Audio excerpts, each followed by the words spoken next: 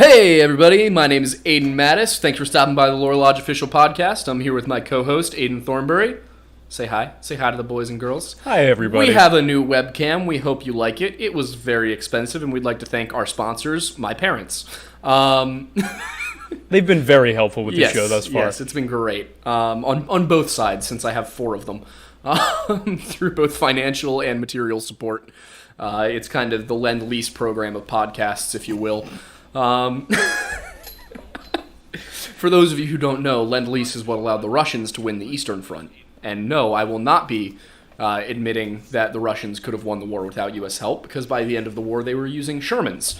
And I don't think that they could have beaten Germany without tanks. I don't think most people knew that they were using Shermans. Oh yeah, they were using Shermans and M1 Garands, and oh my gosh, it was wild. There's a lot of things about Soviet Russia people tend to forget. Yeah, like if you've ever played the first mission of the first Call of Duty game to be on console, which was Call of Duty Finest Hour, it was meant initially as an expansion series to the original, and then they went, wait, this is much better on console, and now we have Call of Duty.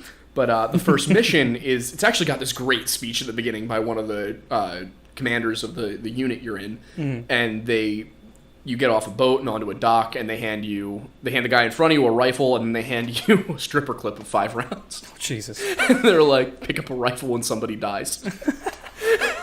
And I was like, there's no way that's real, so I looked it up. And? It's real. Really? Israel? Israel? I don't know where to go with that. I don't know either. I saw the opportunity, but I wasn't sure where it was leading. Are we going into the Templars today? We're not. We could. We could. Have we on a podcast before? We haven't done it on a podcast, but we're going to talk about Assassin's Creed, so that actually fits. There I we go. knew that was going somewhere. Yes. But we went anyway, we're going to talk about some of the last stuff we've talked about the last couple weeks on the Friday episodes. If you haven't seen those, check them out after the show. But those were the Knights Templar and the Bohemian Grove. One of which in popular culture is seen as evil and horrible, and the other of which in popular culture nobody actually knows about, and that's the actually evil and horrible one. You know, the one that... The Bohemian Grove is what people think the Templars are. Yeah, it's when people go off about Freemasonry, they should be paying attention to Bohemian Grove. Yeah. It's one of the few things Alex Jones has done that I think is genuinely an act of pure journalism. Yeah, that and going on DMT with Joe Rogan. Oh, God. But it has to be brought up. It just is the way it is. Yeah, it's we got to find that video so we can link people to it. But yeah, we really should, considering how often we reference it. Yeah, if you don't know, Alex Jones went undercover in the Bohemian Grove back in, I think, 2000? Oh, does that video still exist anywhere? I think it's 2002. It is, yeah. It's still, you can find it. I'll find it and we'll link it somewhere. But wonderful. Essentially what happened is, take all of your preconceived notions and your opinions about Alex Jones out of it, and let's focus on the actual evidence that he procured here. For those who don't know, the Bohemian Grove is a 2,700-acre property. It's actually about, I think, 4 times the size of Central Park. Where is it? Out in California in the Redwood Forests. Okay, I was going to say, because there's no way it's on the East Coast and has that much land. No. And it's out in the Redwood Forest. It's actually got several different camps. If you've ever been to like a Boy Scout camp, it's kind of set up like that. There's various campsites all throughout the property. And essentially, it is a 2-week jubilee in July of every year, where the rich and famous, primarily of the political right, go to party and drink and essentially live out their old frat house memories, but all in the context of starting off this 2-week event with a pagan effigy sacrifice to a giant owl god. Naturally. Who it is suggested is supposed to be Moloch, one of the Canaanite gods of... Basically, one of the evil gods in the Old Testament who, is one of the deities worshipped by the bad guys. Gotcha. Real quick before we continue, I just want to give a reminder to chat. We will be taking questions in the last half hour of the show, so if you want to stick around for that and ask your questions, feel free. Super chats always get priority, so that way we can actually see them and go in order. Otherwise, it's just chronological. However, just as a little aside real quick, 24K Zeus 213... just wanted to say in all caps with a couple people asking to make sure that we got this in there. He says, I love Assassin's Creed. Please tell Aiden that Zeus loves Assassin's Creed. Okay. So thank you for letting me know. I too love Assassin's Creed. yeah, so just want to let Quite you know an that- enjoyable series. Yeah, that we are already exciting people by today's Good. topic. That's going to be the second thing we talk about. Yes, so stick around. Yeah. Also, if you do have a question and you can't stay for the whole show, super chat it to us, and of course it'll be up in the recording, and you can go find it. Yes. So that is also a little thing to put in there. We also are going to start getting more consistent about putting this on Spotify. Yes. And if you're listening to this on Spotify, thank you. Yes, thank you. Where was I? You were just starting into the Oh Bohemian yeah, Grove. the god Moloch. Yes. I'm not going to go into the god Moloch because that's a whole different thing. We're talking about the Bohemian Grove. We should do the Greek gods at some point. That's not Greek. That's Canaanite. But I know, but like we should do the Greek gods fair at some enough. point. Yes. Should do like a power hour where we just each research. Like I'll do Norse gods and you do Greek gods. Yes. And then we get hammered and argue with each other about which ones would win in a fight. Yes. I think that sounds like a good idea. Yes. That sounds like a fun time. That would be a fun show. Who would like to see that? I would. I would like to see it. We should Superman would beat all of them. Just do it. saying. Okay. I made a list. Yeah, he did. It's got data on it. It's an actual list. I made a list. With numbers. It is the nerdiest thing I have ever seen. It took the fun kind of nerdy, which is, like comic book and Star Wars nerdy, and mixed it with the statistics kind of nerdy, which is the kind that I got a 5 on the practice exam for the AP stat test and then got a 3 on the actual exam, Yeah. and therefore spent an entire year taking a course that didn't help me in college. Naturally.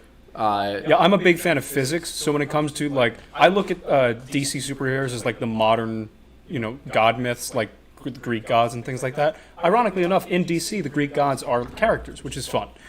They're considered the old gods, and the DC heroes are considered the new. But because I enjoy physics, I was like, I'm curious. I want to quantify, with not, like, real hard, like, data, but just, like, general data of what the power levels are of these Large individuals. arbitrary numbers. Yeah, kind of. Like, not necessarily arbitrary. Like for example, human peak is 100. Average human's 50. Human peak is 100. So, Batman's top You may number. not like it, but this is what peak performance looks like. Exactly. So Batman's top number is 400, with strength, invulnerability, powers because he doesn't have any. That's 0, and speed and like intelligence, wisdom. He's at the peak a human can be. Superman's total is over 4 trillion. It's over 9,000. Yeah.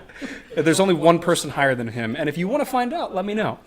Anyway. You gotta do your Thursday video. Exactly, I do. I have to do multiple of them. Anyway. Yes. Oh my god, getting back to. So anyway, they start So Moloch. with a ritual where they burn an effigy of a child Yeah. in this big pagan ritual, and I'm not sure if it's supposed to just be play acting or what, but if you go and you watch the video that Alex Jones got of it, he's got a shoulder bag with a camera in it, Yeah. and for some reason nobody questioned why Alex Jones was there.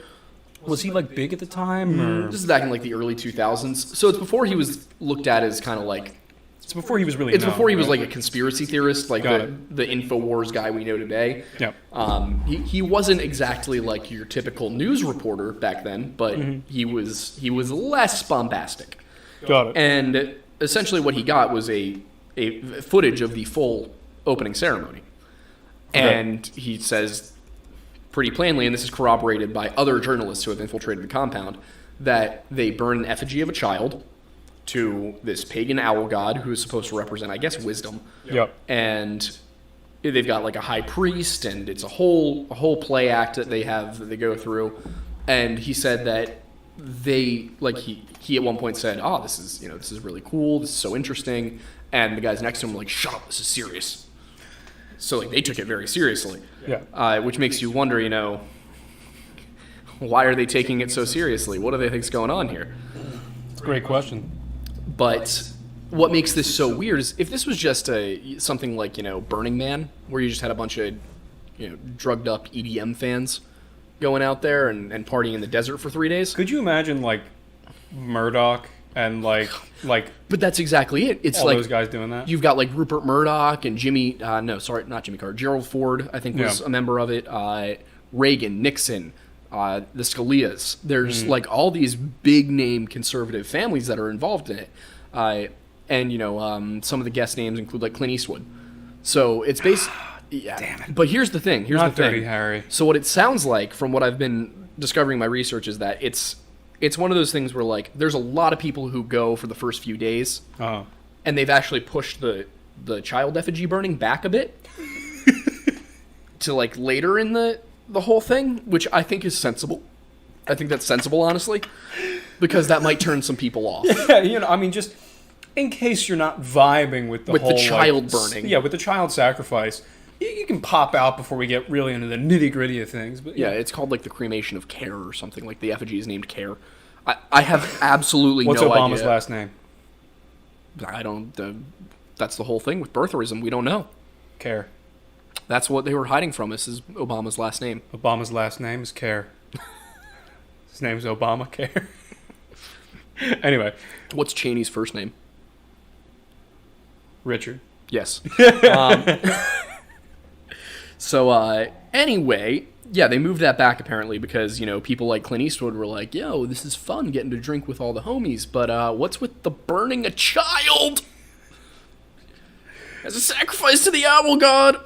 Why owls, do you think? I think because owls are a symbol of wisdom, and it's supposed sense. to be... What's weird about this is it's called the Bohemian Grove, but it's full of a bunch of conservative figures who are not very bohemian in nature. And the idea of Bohemia as this place where things were kind of laid back and lots of minstrels and, kind of this liberal idea is something we get from Shakespeare. That's not really what Bohemia was as a medieval kingdom at all. But what confuses me, because, like, when did Bohemian Grove start? 1872. Okay. And it was like Mark Twain. Yeah, and that's what's weird to me. So, okay, Mark Twain, like, makes a little more sense. But... Yeah, like you said, like, the whole idea of Bohemia is much more of a liberal idea. Like, when I think of Bohemia, I think of, like, struggling artists in, like, France. Exactly. So that's kind of how it started. Yeah. Was the idea that it was this place that you could go and kind of let loose in this classically liberal place. Yeah. And then at some point, kind of the Republican Party just sort of bought it and turned it into their getaway. Yeah. And what it is basically a 2-week-long party for rich and powerful people who mostly fall on the political right, but there are people who are more in the middle and on the left that go. Yeah. And it seems like there's about 3,000 people that go every year. And it seems like of the 3,000, not all of them, not even most of them, are into the whole sacrificing a child I would hope not. thing. Yeah. So you get, like, Clint Eastwood for the first few days, and then by the end of it, you've got, Rupert Murdoch sacrificing a child. Have you seen the movie JFK? No. Okay, so there's a part of... I told you, right? What? TikTok took down my my JFK wasn't assassinated video. Yeah, so I made a TikTok where I was jokingly holding... Where is it? It's over there somewhere. Can you... Oh, yeah, no, I put it back up there. It's the dagger. Back up there? Can you give it to me? Yeah. Yeah. Here. So this, as you can see, is a very, very fake... Well, it's metal, but it's not sharp. You want to demonstrate? Dagger, and I had it held up to my neck like this, but with the sheath off. And I was jokingly, like, saying, somebody asked, didn't you say in one of your videos that the CIA killed Kennedy? And I was like, no, the CIA just does cool spy stuff. They absolutely do not work in favor of the political establishment to quash any and all rebellion, domestic and foreign. And I had, like, a whole minute-long video of me doing that with other various sentiments. And not only did TikTok take it down, but they took it down before it could even get views. So it wasn't like it got reported. Considering it's a Chinese company, I'm surprised by that. Yeah, it didn't even get reported. It was just, boom, removed. And then I appealed it, thinking, this is just an algorithm thing. Yeah. Like, it somehow recognized that this was a knife, and it believed this to be something dangerous. Maybe it recognized the term CIA. Exactly. And then I lost the appeal. Really? Mm-hmm. Oh, that's... I also made a video where I was talking about giant snake mythology, because there's a lot of giant snake mythology. There is... Quetzalcoatl and the serpent in the Garden of Eden, and you've got Native American stories about giant snakes, and you got Jormungand. Was the serpent in Eden giant? Not necessarily, but it's you got snakes. Got it. Was my point. Yeah, I got you. And I wasn't even making a point with it. I was just saying it's interesting that we have so many giant snake myths. Like, I wonder if there used to be giant snakes. that we just haven't discovered yet, because only a small percentage of things that ever lived are actually fossilized. Yeah, well, that makes sense, yeah. Yeah, so I was like, it's just interesting. And I put pictures up for each one. And one of the pictures I used for the serpent in the Garden of Eden was a Renaissance painting of Eve with the serpent coiled around the tree next to her. Mm-hmm. And because it's a Renaissance painting depicting the Garden of Eden, Eve was obviously naked. Yeah. But TikTok's community guidelines expressly, in no uncertain terms, say that there is an exception to the adult nudity policy for education and art.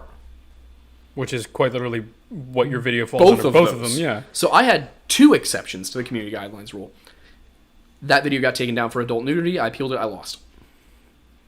And I made a video, discussing this, where I was also, stitching somebody else and being like, oh, by the way, this is fake. Doing what I do. Yeah. And I basically was like, it's really cool that on TikTok, you can advertise your OnlyFans account and your Orange YouTube account, but I can't talk about this. A Renaissance painting. I cannot use a Renaissance. So you can, and the TikTok guidelines, I looked into them. Yeah. It's very clear that it's not just nudity, it's also sexual gratification. Mm-hmm. So you've got a lot of content on there that it's technically not nudity, but...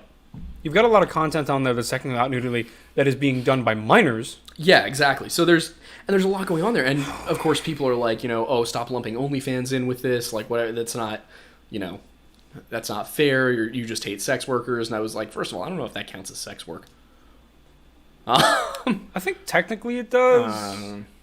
Maybe. Well, I mean... Which, also, bold of you to assume that I'm okay with that, too. Fair. I'm pretty libertarian. Like, I don't really care. Like, would do what you want to do. Would you consider stripping sex work?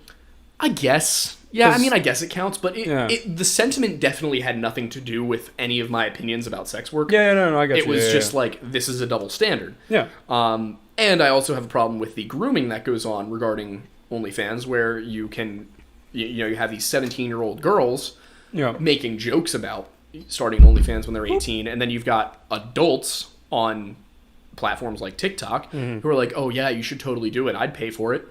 And we're like somehow normalizing that. And I have a problem with that. I have 2 younger sisters. Mm-hmm. If somebody said that to one of them, I would hunt them down with a very real version of this. Kidding, YouTube. Kidding. I wouldn't use a blade. I was going to say, you don't need anything other than your fists on that one. I have an arsenal of weaponry. You've got guns, they're just biological. Yeah. There you go. So point being, I was making a point about it, and it's just like the double standard with social media is incredible, that you can make these videos that are literally just girls standing there like, wearing skimpy clothes, basically showing off their entire body, and that's something TikTok allows. And they've got, these people have millions of followers. They're also in the creator fund. They're making a hell of a lot more than me. Yeah, but Aiden, you can't see their nipples. Yeah, exactly. But when I'm talking about something that wasn't even controversial. This wasn't even a conspiracy theory. This was just, hey, cool snake fact. And TikTok takes it down and accuses me of violating community guidelines. And I was just like, you gotta be kidding me. Yeah. It's frustrating. And of course I had all sorts of people in my comments like defending it. And I'm like, I'm not doing this right now. I'm not doing this with you people. Like, you're totally missing the point of the video. Yeah. But yeah, so that's kind of how that went. But anyway, back to Bohemian Grove. Grove. What I think makes this whole thing so weird is the level of secrecy that is allowed for people who are in government. This is the kind of thing where if you go back and you look at the speeches that are given, they don't have the contents of the speech, but they do have the speaker and the title. And you have speakers who are very clearly in positions of power, and then titles that imply things that then happened. Yep. One of which was, like, I think in 1997, they had a talk on whether or not terrorists would blow up the Twin Towers. And what year was that? 97. Well, that was the year after the... It was. Yeah. But the point is, it's like, that's weird. And it's not just that one. There's other ones, like they basically declared Richard Nixon was going to be president before he won, and then he won. And you've got all these former presidents that were involved: the Bushes, the Reagans, the Clintons. Not the Clintons. Sorry, the Bushes, the Reagans, the Fords, the Nixons. Like all these different families who were in power. And it's just like, how is there not some investigation there? Like, how many rich, powerful, literal politicians, elected officials, do you have to have in one place involved in something before the government's like, you know what? We should look into this. We should make sure this is all cool. Mm-hmm. Also, their finances are weirdly consistent. They have the same amount of revenue every year, and they have the same amount in their endowment every year when they file their taxes. Naturally. Which, that doesn't happen. You've got to play around with your numbers a little bit. And there are ways that people play around with their numbers. PETA plays around with their numbers in an insane way.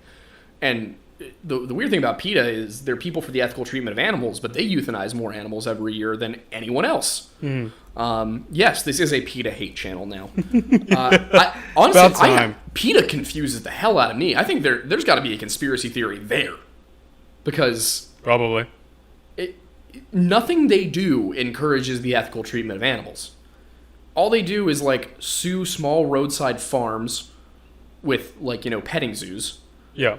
And pick on people who own exotic animals, get those exotic animals taken out of their enclosures where they're kept and fed well and treated well, and they put them into larger sanctuaries where they end up starving to death.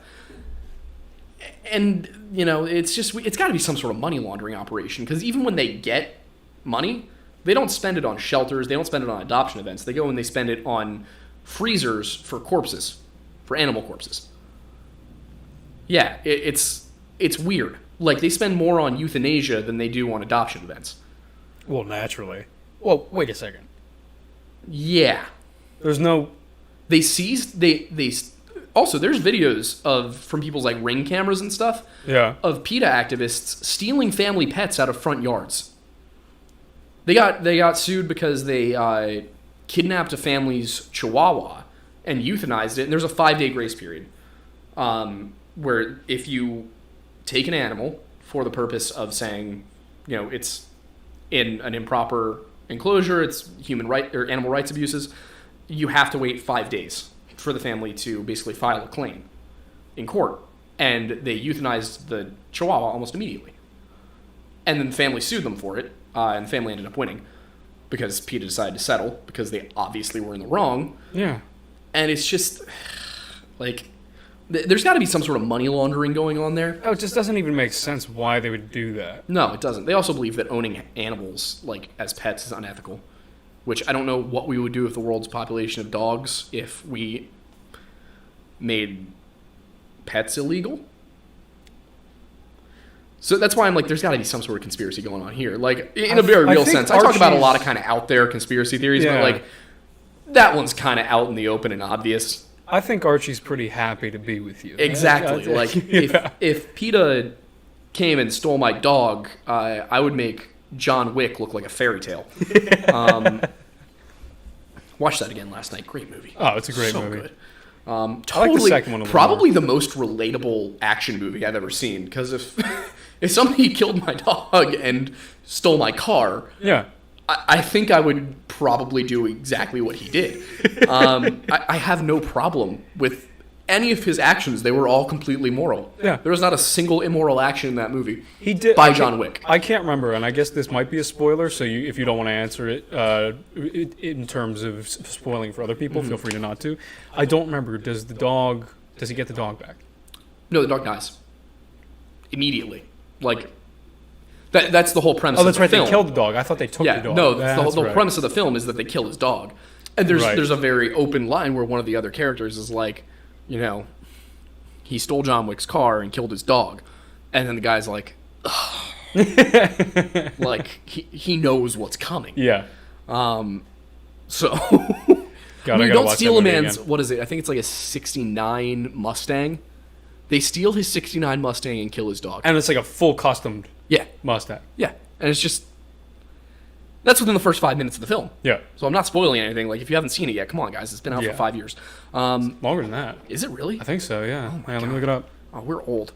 I think that was like 2013. Really? I think so. Oh.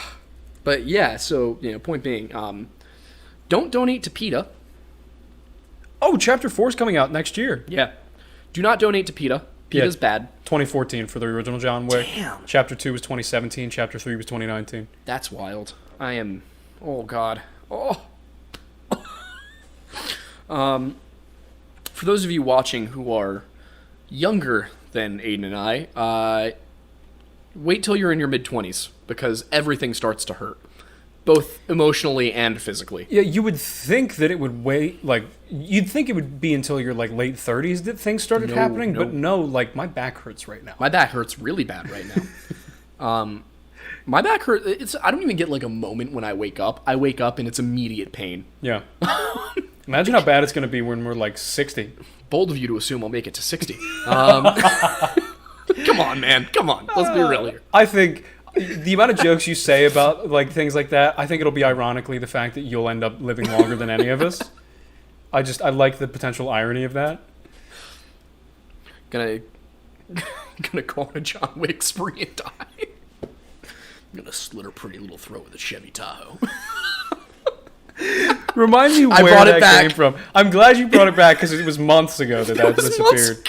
Where did it come from? I'll tell you after the show. I can't say it on the air.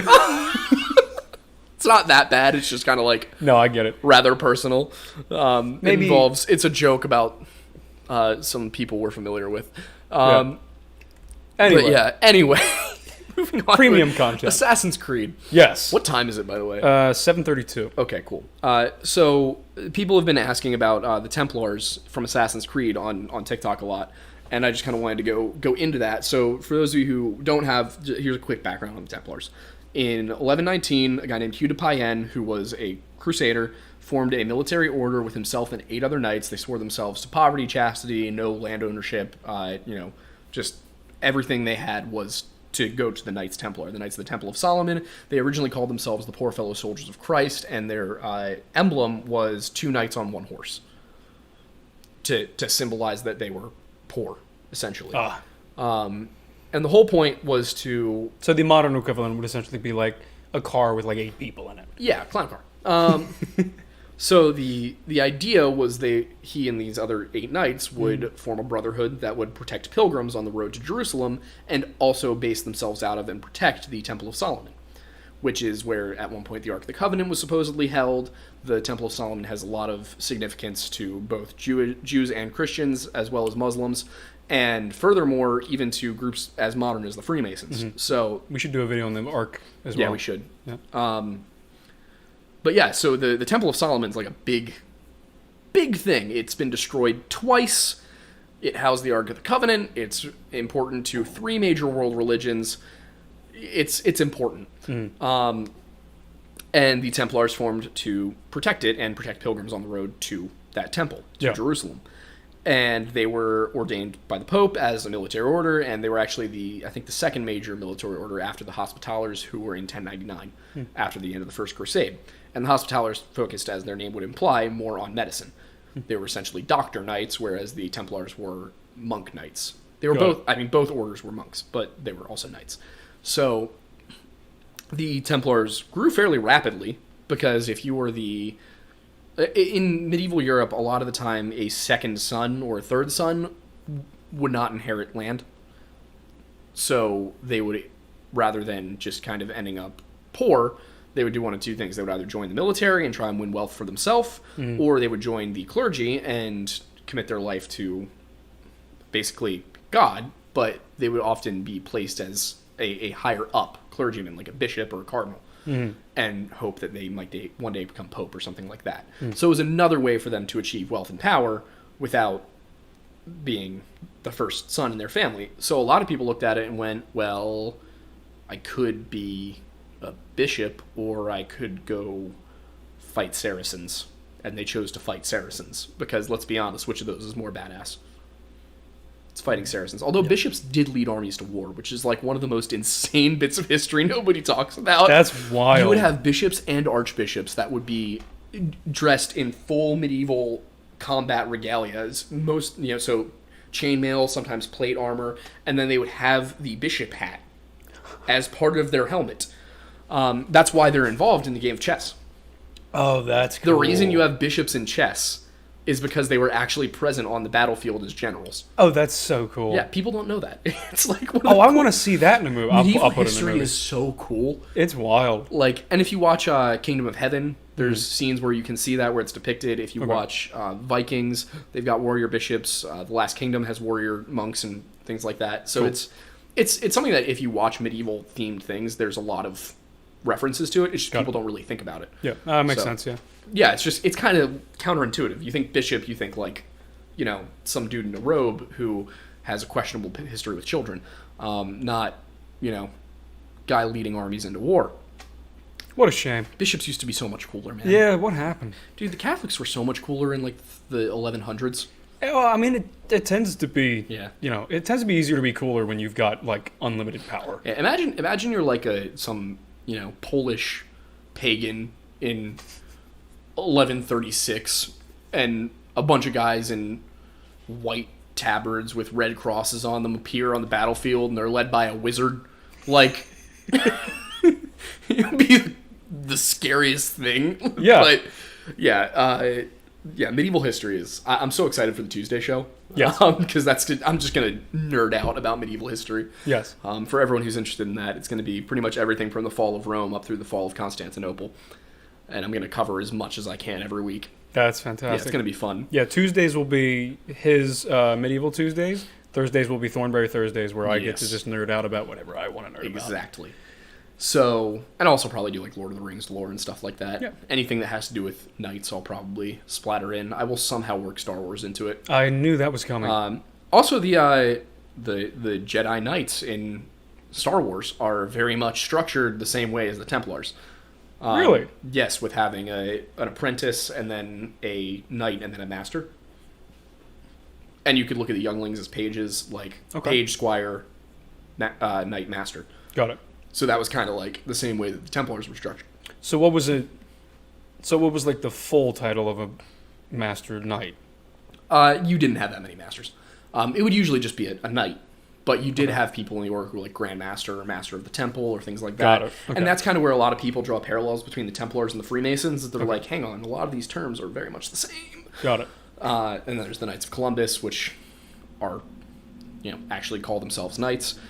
So a little different. A little bit. But yeah, so the Templars themselves, that's their history. And they lasted from 1119 to about 1314. Mm-hmm. And in 1314, they were the victims of a purge by the French king, who, in order to essentially take all of their money, because he was broke, accused them of all sorts of heresies.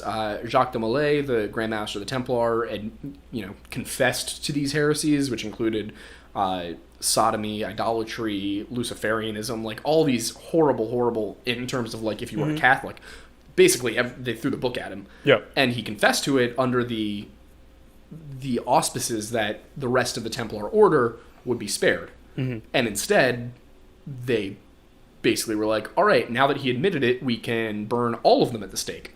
And then he went, wait, I only said that so you wouldn't burn all of them at the stake.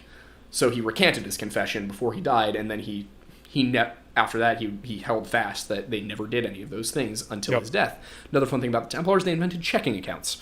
So if you have ever taken a check to a bank, you can thank Catholicism. Why? Because Why the that Templars way? were a Catholic order.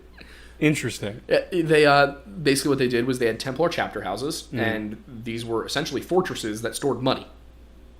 Because when the Templars went back to Europe after the fall of Acre in 1291, and even before that, they would bring money with them back to Europe to recruit and stuff. Yeah. Because a lot of the time they would pay for the armor of new knights and sergeants. And there were, of course, multiple different layers. You had Templars who were just infantrymen, who were sergeants, who weren't fully pledged brothers of the order, but they were soldiers who fought for the Templars.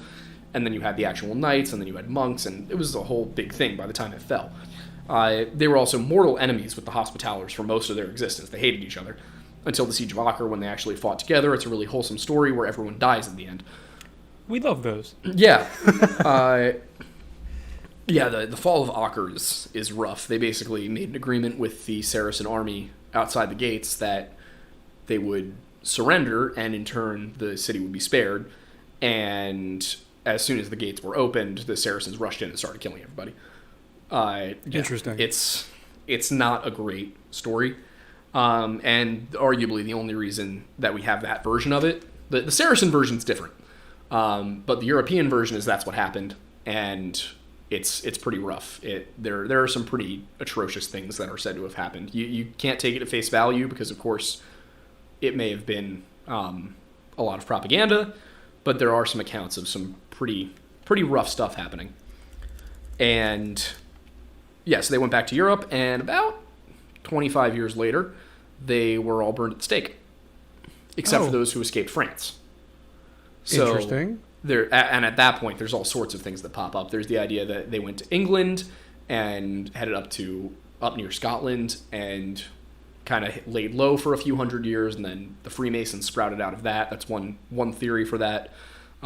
There's also the theory that they came to the United States before it was the United States and stashed all their treasure here and then melted into the local native populations. And that's what the plotline of National Treasure is, essentially. And then there's the idea that they melded into other crusading orders, which probably did happen. You probably did have Templars who became Hospitallers and Teutonic Knights, and because it really was only the Templars that were the focus, because they didn't really care about the average Templar Knight. What they cared about was the money and power the order held. Got it. So where do we get with that today? Well, today we have the Assassin's Creed series, which paints the Templars as the bad guys who want to establish this new world order. And, it's a fun plot line, it's a fun storyline, but it has absolutely nothing to do with the Templars themselves. Mm-hmm. But the Assassin's Creed mythology goes a lot deeper, and then you've got, God, what are they called in the newer games? Because they kind of ran out of the Templar storyline. And they were like, because they started making games that took place before. Got it. I honestly haven't played since Black Flag. They started making games that took place before the Crusades. Got it. Like Valhalla has assassins and Templars who go by other names. And the assassins are the good guys, the Templars are the bad guys. They're both based off of real things. The Order of the Hashashin, which was a very similar order to the Templars. That sounds like a fun name to say. Yeah, just on the Islamic side. They were also, very educated, they were gentlemen. Like, they would have been point for point, aside from fighting style, very much the same as Templar Knights, just on the other side of the religious divide. And so Assassin's Creed kind of took that real historical concept and created this fascinating story based off of it. And I think it's interesting if you look at... Can they see my Bible? Yes. So if you point out the square and compass, curve it. Make it round. Make the compass round. Oh, yeah. Interesting, isn't it? Some interesting symbolism there. Yeah. If you take the Masonic square and compass and you round the bottom, you get something that is very similar to the assassin symbol from Assassin's Creed. Mm-hmm. And I'm not sure if there was meaning to that or if it's just a coincidence, but I think it's very interesting to look at nonetheless. I'm sure my guess is that they looked at the Freemasons. They literally could have just looked at the symbol and said, that's cool, let's do that. Yep, that's possible. Mm-hmm. But it's a fun little thing to kind of notice the similarities there. Oh, and there's a lot of Masonic symbolism in Assassin's Creed. Oh, really? It's usually changed a bit to not be obviously Freemasonry, but it's a lot of Masonic symbolism. Which is ironic that they're modeling the assassins off the Masons, and yet the Templars exist as villains, even though... Yeah, and there's a lot of, we work in the dark to serve the light, that assassin's mantra. Yeah. Very similar to a lot of, the open knowledge about Freemasonry, the idea that it's all about... enlightenment and finding the light and all of that. It's just very interesting how much of the assassin's iconography and imagery and symbolism goes hand in hand with Freemasonry. It makes me wonder if there were Masons on the dev team or the story team. There have to have been when you look at it, which makes me wonder why they chose the Templars as the bad guys. But I'm not in their heads. I probably would have done the same thing. Looking at it, it creates a very fascinating story. Yeah. But the part I find most fascinating about Assassin's Creed is the other part it goes into. If you play all of Assassin's Creed 2 and you actually pay attention to the side quests and finding all of the different artifacts and pieces, it eventually gives you this 20-second long clip that shows the escape of Adam and Eve from essentially being a slave race created by a precursor civilization in order to, work for them. And then they escape out into the world and create humanity from there. And this would all be antediluvian. And that is? Before the flood. Got it. Antediluvian means pre-flood. Got it. So, I don't know. It's just... It's very interesting, isn't it? It is. And, so there's in Assassin's Creed that kind of subplot you have all throughout it is the precursor civilization. That's what it's referred to. And it's very much kind of like, you get the Plato's Atlantis vibe. It's kind of like Greco-Roman looking, and they look very much like they're supposed to be some sort of like Greek-based civilization. Yeah. And obviously, if you look into the actual history and theory behind Atlantis and a Pleistocene civilization like that, would they have looked like modern Greeks? Probably not. But, they had to pick something for the purpose of storytelling, and that's what they went with, and I think that's interesting. Yep. Also, basically everyone in the Mediterranean was Greek at one point, in terms of, the colonization efforts, and obviously that's a generalization and exaggeration, but there were Greeks and Greek-inspired cultures all over the place. Mm-hmm. So, Greek culture is one of the most insanely influential and longest-lasting cultural influences in history. It's absolutely wild how much we have today that is Greek, that has survived 2,500 years. It's because everything Rome did, Rome was, as much as they hated the Greeks in a lot of senses, they also looked up to the Greeks. Mm. So, all their architecture, their gods, their, in some cases their language even was very Greek-inspired. So in Rome, obviously Alexander conquered the East, and then Rome conquered everything, and then to this day, our architecture in our own capital of the United States is Greek-inspired. Mm-hmm. So it's just an insane amount of influence that this culture had on the world as a whole long after they died out. Yep. But this takes us to our final point, which is I made Archaeology TikTok very angry. Oh, God, what did you do? I talked about Atlantis. Mm-hmm. And the thing about Archaeology TikTok, and I don't think all archaeologists are like this and anthropologists, but they take themselves very seriously, which is ironic because it's TikTok. And so basically what happened was I made my videos about Atlantis, wherein it's TikTok, so of course I gotta come out with there's gotta be a certain attitude to it, and you gotta speak in a certain way. You gotta do what's gonna get the most views and all that, because that's how TikTok works. And if I just made videos where I droned on about history, nobody would find that interesting, and then I would not have a following, and then I couldn't slip little bits of actual history into what I do. Yes. Which is kind of what I've started doing, is I talk about folklore and all this stuff, and I believe in some of it, and I don't believe in some of it, and I try to keep it pretty nebulous so that it's still interesting and nobody thinks I'm just openly debunking things. And the only time I ever issue something that I'm like, hey, this is fact, is when I'm correcting somebody getting folklore wrong. Yeah. So, because I want to make sure that if we're telling stories, regardless of whether or not I believe they're true, I want to make sure that we're telling stories that are faithful to the actual folklore. Yes. And that doesn't matter if it's Celtic, Norse, Native American. It doesn't matter what it is, what I'm talking about. I try to make sure that we're respecting whatever the actual lore is. Yeah. But I also try not to make it obvious what I think is true and what I don't think is true. Yeah, because we want to leave it up to the audience whether you decide whether you believe it or don't believe it, because there are valid arguments either way. Exactly. I try and present an argument to let people do their own research, and I've always been very clear that I'm not the end all be all. I am not the Stephen Hawking of folklore. But yeah, so sciencey TikTok can get very not fun. And they're basically like, oh, this is pseudoscience and blah, blah, blah. And it was this one guy specifically who kept getting tagged in my stuff. Don't harass him. This is not sarcastic. This is 100% serious. Do not go harass him, because you already did, and then he played the victim. You already did. How dare you? Yeah. Like, I appreciate the loyalty and the enthusiasm of my audience, but I didn't want him to get reported or have content bans or anything. I didn't want that, because he's allowed to dislike what I have to say. Yes. People are allowed to be wrong. The the key is that we get to hear them be wrong, and then we all become educated enough to know when someone is and isn't wrong. So that way, if someone is wrong and they're being argued with or debated with, and they're being presented facts and they're not adjusting their opinions or their beliefs or their argument, then they're digging their own grave. Exactly. It's, sunlight is the best disinfectant. Yes. So basically I took that approach. He made, so it was Archaeowolf is the guy's account. Don't do it.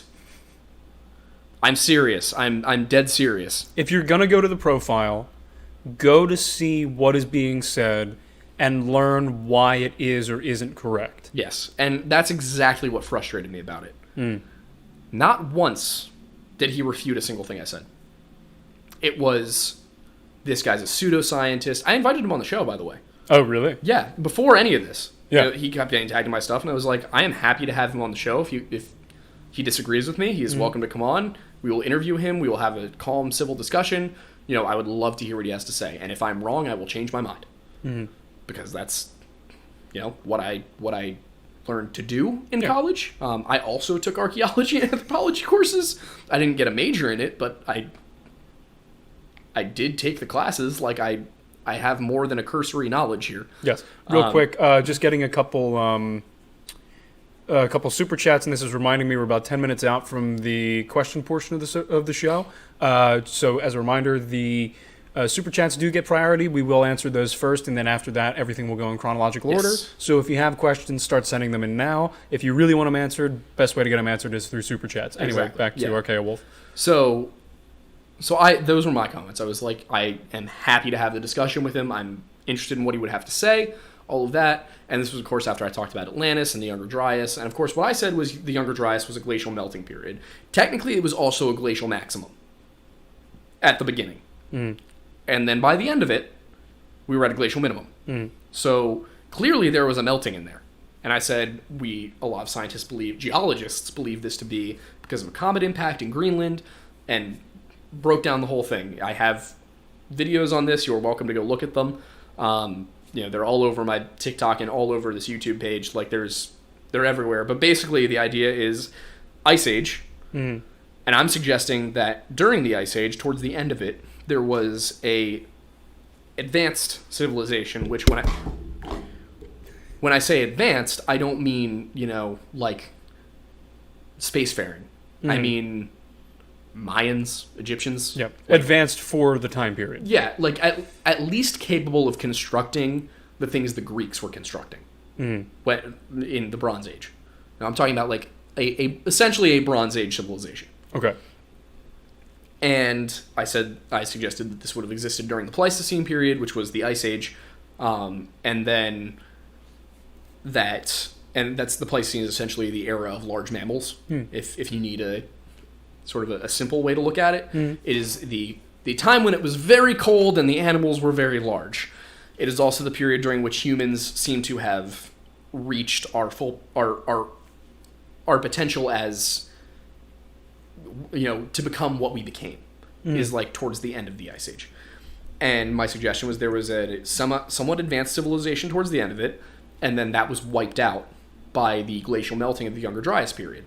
And that some of them survived, and that they're the people who constructed things like Göbekli Tepe and the Sphinx, and that the reason that we have, large, seemingly man-made buildings 500 feet underwater in the Caribbean and the Mediterranean is because that used to not be where the water was. That used to be land.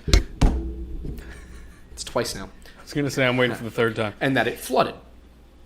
I don't think that's a particularly unreasonable thing to suggest, given the evidence. I would like to see the archaeological community's explanation for pyramids underwater. Like, you're academics, guys. You're the ones saying I'm a pseudoscientist and you're the real scientists, you know? Yeah. Do the science. Yeah. Like, I'm not saying I know why there's pyramids underwater. I'm a historian saying, there's pyramids underwater, and the water level used to be lower. Maybe there were people living lower because the water was not up there. But Aiden, doesn't it just make more sense that they just held their breath Yes. We had ancient... It wasn't ancient aliens, it was ancient scuba. They just had really long bamboo pieces, and they strung them together. What self-contained underwater breathing aliens? Scuba? Yeah, so but my point is, like, I'm basically taking it and looking at it and going, all right, here's a possible narrative for what happened. Yep. We had a somewhat advanced civilization. The glaciers rose, and it forced them to essentially restart. Mm. And think about if a comet struck Greenland now, what it would do to humanity. Not good things. A lot of not good things. So the idea is that over the course of that 1600-year period during the Younger Dryas, 1200, 1400, 1200? 1200-year period during the Younger Dryas, the sea levels are supposed to have risen about 100 to 120 meters. Okay. Over that millennium. Which is what, like... 500 to 600 feet. Yeah. Which is, of course, where we're finding these pyramids and these structures and these roads underwater. Yep. That we just couldn't see until recently because we didn't have the technology to find them. Back in the 70s, we weren't looking down there. That's also, just to give some context on 500 to 600 feet of sea level, like... That would sink Manhattan. That would sink not only Manhattan, we're at roughly 600 feet above sea level, and we are like 2 hours in from the Atlantic Ocean. Florida will be gone. Yes. The entire state of Florida will be gone. The entire eastern seaboard of the U.S. Yep. California will become a sprinkling of... It would be an archipelago. Yep. Archipelago. Hong Kong, Shanghai, Beijing, Taiwan, all of it would be sunk. Yep. Basically every major city in the world. Yep. Most of New Jersey would be gone. Rome. Yep. London. Dublin. Yeah. Literally every major city in the world. So let's put that into context. Imagine at a period of time... Yeah, imagine a period of time where after the waters had dropped, the water levels had dropped, or actually, like, it would essentially be before the Younger Dryas, when the water levels were lower. So imagine this normal time was then, and then the water levels very quickly rise. There's a lot more cities now than there were then. Of course they're going to go underwater. Even if water levels were rising at, like, 1 foot per year. Yeah. If they were, so 600 feet over 1,200 years. That's 6 inches every year. Yeah. If the water levels were rising 6 inches every year, humanity as we know it would collapse. Yeah. Like, we would collapse. They would necessitate a mass migration. There would be massive population shifts. It would cause famine. Like, if you look at what would actually happen, if something as simple as that happened, it would be catastrophic for humanity. But because I didn't pull up, the right pinky of a young man who had a stone tool in his hand for sculpting marble from 500 feet underwater and present that to the community, I'm a pseudoscientist. And of course my response was like, I'm not a scientist, I'm a historian. So I can't be a pseudoscientist if I'm not pretending to do science. Yeah. But basically what happened was this Archaeowolf guy made it 9 minutes of TikTok videos that get progressively worse. He starts off calling me a kid. First of all, I'm 23 years old. I have you're at the very more least, than 1 degree. Yeah, you're at the very least a young man. I'm a master's student. Yeah. Like, I will literally have a PhD in 3 years. Yeah. I'm not a child. It's not like I'm a 15-year-old making these arguments. I went to college. I did a lot of research. Yes. He looks like he's in his late 30s, early 40s. At no point has he actually said what his degree is. He just says he's an archaeologist. I don't know if he's a master's or a bachelor's or a PhD, but that's not the point. It's your degree is essentially a certificate showing that you did the work. Yeah. Just because you have a degree doesn't mean that you're actually any smarter or that you even necessarily know what you're talking about. Yeah. Because, a degree from MIT is worth a hell of a lot more than a degree from Delaware County Community College. Yes. Like, it's just, that's, if I got a minor in classics, which I did from Penn State, and he got his bachelor's of archaeology in, from like Western Oklahoma community college. Like, we're probably on the same level. Yeah. But that's not my point. My point is, and then to give it the inverse, is like, if he has his like doctorate of archaeology from Oxford, it's like, okay, well, yeah, I might be a little bit more inclined to, yeah, step aside and let him do the talking. But exactly. Even so, even if I'm having a debate with somebody and they're like, oh, well, I have my doctorate of medieval studies from Oxford, and they look at me and they say, that the Statute of Kilkenny was never written, I'm going to be like, we have it. What do you mean it was never written? What are you talking about? It's like when I get into arguments with Catholics who will tell me. So I love the umbrella of just like, when I get into arguments with Catholics. When I get into arguments with Catholics who are way too intense about Catholicism, the kind of people who you're like, dude, stop shoving your religion on me. Yeah. And they talk about, how anyone who's not Catholic isn't really Christian or something like that. And these are very rare. Most Catholics are not like this. Most of my family is Catholic. Yeah, I was raised Catholic, and Yeah, exactly. And we'll have arguments, and they'll start talking about how Protestantism is bad and Catholicism is good, and the Pope is infallible and all this stuff. That's basically just dogma. It's not actual scripture. And then I point out, well, what about the Dictatus Papae? Where the Pope essentially claimed that he was the supreme power over all things in the world, which is not something that Christ ever suggested St. Peter was supposed to be. What about the donation of Constantine, where in order to basically win an argument with the Holy Roman Emperor, the Pope, who was it, Gregory VII? I think, forged a document that he said was written by Constantine in the 300s to say that, oh, well, the church has supreme authority to invest bishops. Mm-hmm. It's a forgery. You know how we know it was a forgery? It has the letter J in it. J was not a letter in Latin or Greek in 325 AD. You'd think they would have known that. Exactly. But it's little things like that where we're like, that's definitely a forgery because there was no J. And you know how? Because it says Jesus, and we know that it was Jesus at the time, which of course is the Greco version of Yeshua, which is the Hebrew Joshua. So... Yep.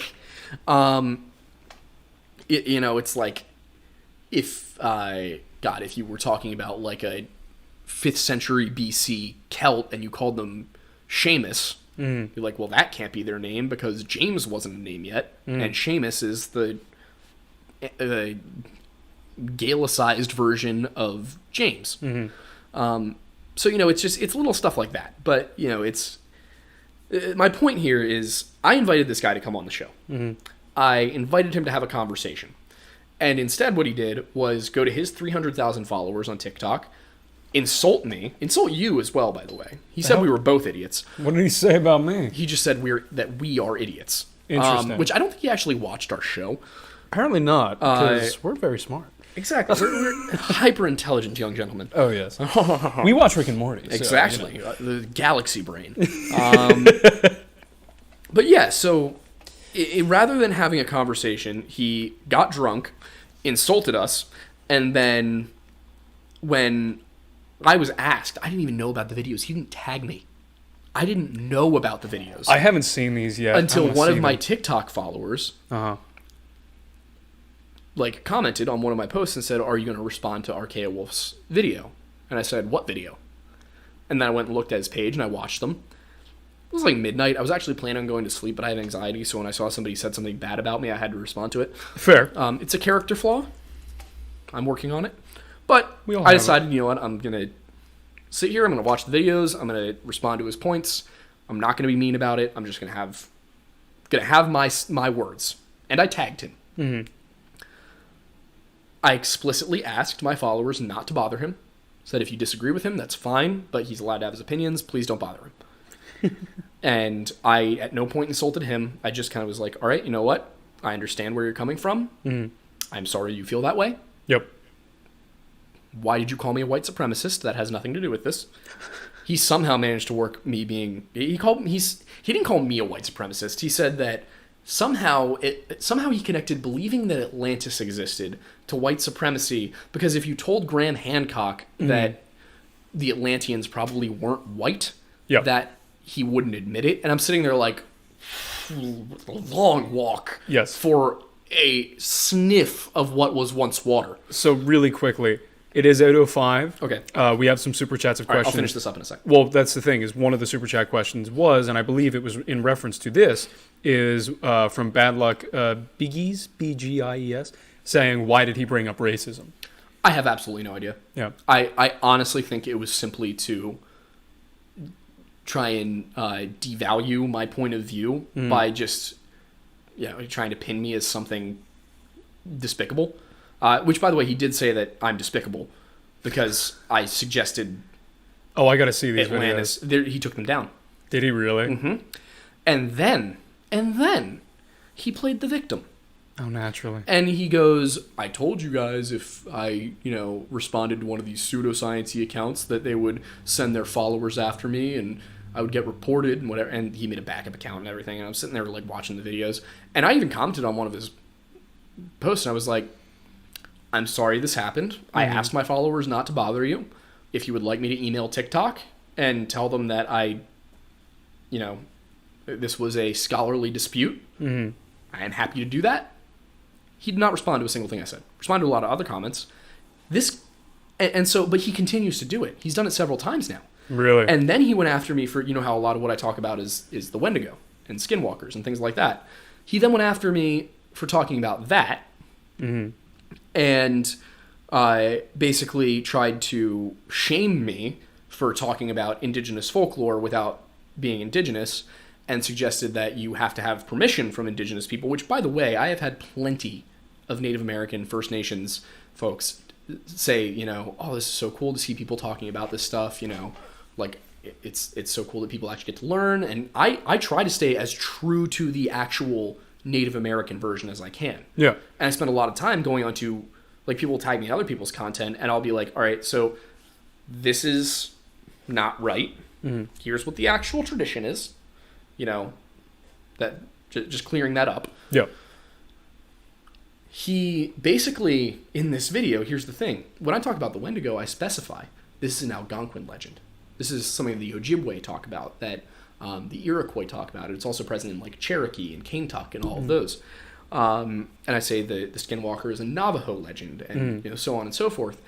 He just kind of was like, you need Native American peoples okay to talk about this stuff, and then went and kind of suggested in his whole white savior diatribe that Native Americans were somehow a monolithic culture and that they didn't have the diversity that Europeans and Africans and Asians have in their culture, which is something I notice a lot, by the way, from people who talk about, who try to, like, I don't know. It's the type of people who will go and call you out for cultural appropriation. Yeah. Well, can we talk about just how much more like disrespectful and than anything you've, like, talking about their folklore versus calling all Native Americans not diverse? Yeah, it's like. Are you aware of history? Yeah, and he's deleted the video, so I don't remember exactly what he said, but it was exactly the same thing. He had people on it commenting, basically being like, "Hey, this is kind of culturally insensitive. You're implying that we're all the same, and we're not. I'm Navajo, and I'm very different from a Mohawk." Yeah. I guarantee you that Squanto probably had the same opinion of the Navajo that he actually probably didn't have any opinion on the Navajo. They lived very far from one another. But Squanto probably, or Tecumseh or whoever, they probably had similar attitudes towards people across the Native American continent that a guy in Western France would have had about a guy in Poland. Pretty much, yeah. They're very different. Right. But so that's that. Let's get into the super chats. Yeah. So just as a reminder, super chats do get priority, so we will be answering those first, and then I'll go in chronological order of questions asked. So if you really want a question asked, or answered, I should say. I'm happy to ask a question. Yeah, honestly. I don't know how they're going to answer me. I mean, we could just... We're waiting. Okay, so the first one, because we did the other one because it was relevant to the conversation at hand. Jive Money 7 asks, if all of the Native Americans' lore things like Wendigos and Skinwalkers were in a fight, in your opinion, who would win and why? By the way, love your vids. Oh, good God. And he is saying specifically Native American. Yeah. So. Well, I think that a skinwalker would probably be smart enough to not get involved. Yep. So I think that takes them out of the running. Maybe that counts as winning. We'll say if they're involved, win. Yeah, if I mean, not, are we talking if you're talking about like the Cherokee Little People, or the natives kind of have their own version of dwarves. Interesting. Which, by the way, for anyone who wants to call me Eurocentric for that one, that's what the Indigenous Folklore website made by and for Indigenous people that I got this information off of said, was that these are very much like dwarves. Well, there you go. So we live in a time where you do have to clarify that, so it's a good thing you did. But yeah, so I mean, if you had like an army of little people and a single Wendigo, little people would probably win. If you're pitting 1-on-1, I think you would probably. I think the best fight would be Sasquatch versus Wendigo. I think that would be the big one, because Sasquatch is kind of seen as this protector figure, and the Wendigo is pretty much the exact opposite. Yeah. So I think Sasquatch versus Wendigo. I'm gonna say, based on the fact that you don't get Wendigo sightings near Sasquatch sightings, I'm gonna go with Sasquatch. So is the Sasquatch kind of the Native American version of Godzilla? No, not quite. Not quite. Not that big. Not that big, no, but like in the sense of like it is the protector. Much about Godzilla. Is he a protector? Yeah, the whole idea is that he, and I'm just getting this from the movies that I've seen, the whole idea is that he, like, of all the kaiju that exist in that creation, he kind of keeps the balance. Like, if there is something that is existing that is, like, attacking, like, humanity, or, like, trying to, like, you know, not necessarily conquer the world, because they're not, like, highly intelligent, but something that's essentially stepping out of line, Godzilla is awoken, and he's essentially, like, I am the nuclear lizard. Yeah. He's essentially the Superman of the kaiju. Then yeah, kind of the same idea. Bigfoot is definitely seen as kind of a protector figure, and I think since it doesn't seem like the Pacific Northwestern tribes have Wendigo problems, I'm gonna say Bigfoot. Bigfoot wins. Sounds good. Bigfoot wins. So the next one is the Cuban Stig, and he says, "Do the Windy Bagels and Skinny Boys reside in Cuba?" No, you guys have your own collection of monstrous folk tales. Oh, fun. We should do a video on that. Yeah, I do have one on El Guije, but I had a lot of trouble finding English language sources for it. Got it. So Cuban folklore is a little bit harder because in the internet age, it's kind of been isolated from the rest of the world. But yeah, I mean, we can definitely do some Caribbean stuff. I think that would be fun. But I would love to get in contact with some scholars first. Yeah, I think that makes sense. So next one is from OMFG section for $4.99. Sorry, I forgot to mention the numbers, but off topic, but opinion on Indrid Cold and Mothman. I don't know who Indrid Cold is, to be perfectly honest. Mothman, I think, is another one of those interesting harbinger figures. Okay. That you get pretty much across all cultures. You get like the whole Angel of Death. You get Mothman. You have like the black-winged figure at Chernobyl, which may or may not have actually been a real thing. So you see often this black-winged figure with red eyes before disasters. It's usually in the area the disaster is going to occur. There's also someone claimed to see one in Mexico City right before COVID. So I think that's where Mothman comes from. I think it's probably a modernized version of the Angel of Death. Okay, makes sense. Next is Jive Money 7 for $5. Have you heard about the Greek steam engine? It was very basic, but it's really cool to think that what they might have used it for to its full potential. Yeah, there's a number of things the Greeks invented that we just lost. Yeah, they had steam engines. They had, and this plays into the whole that would explain to an extent how they built some of this stuff that they built in Minoan Crete.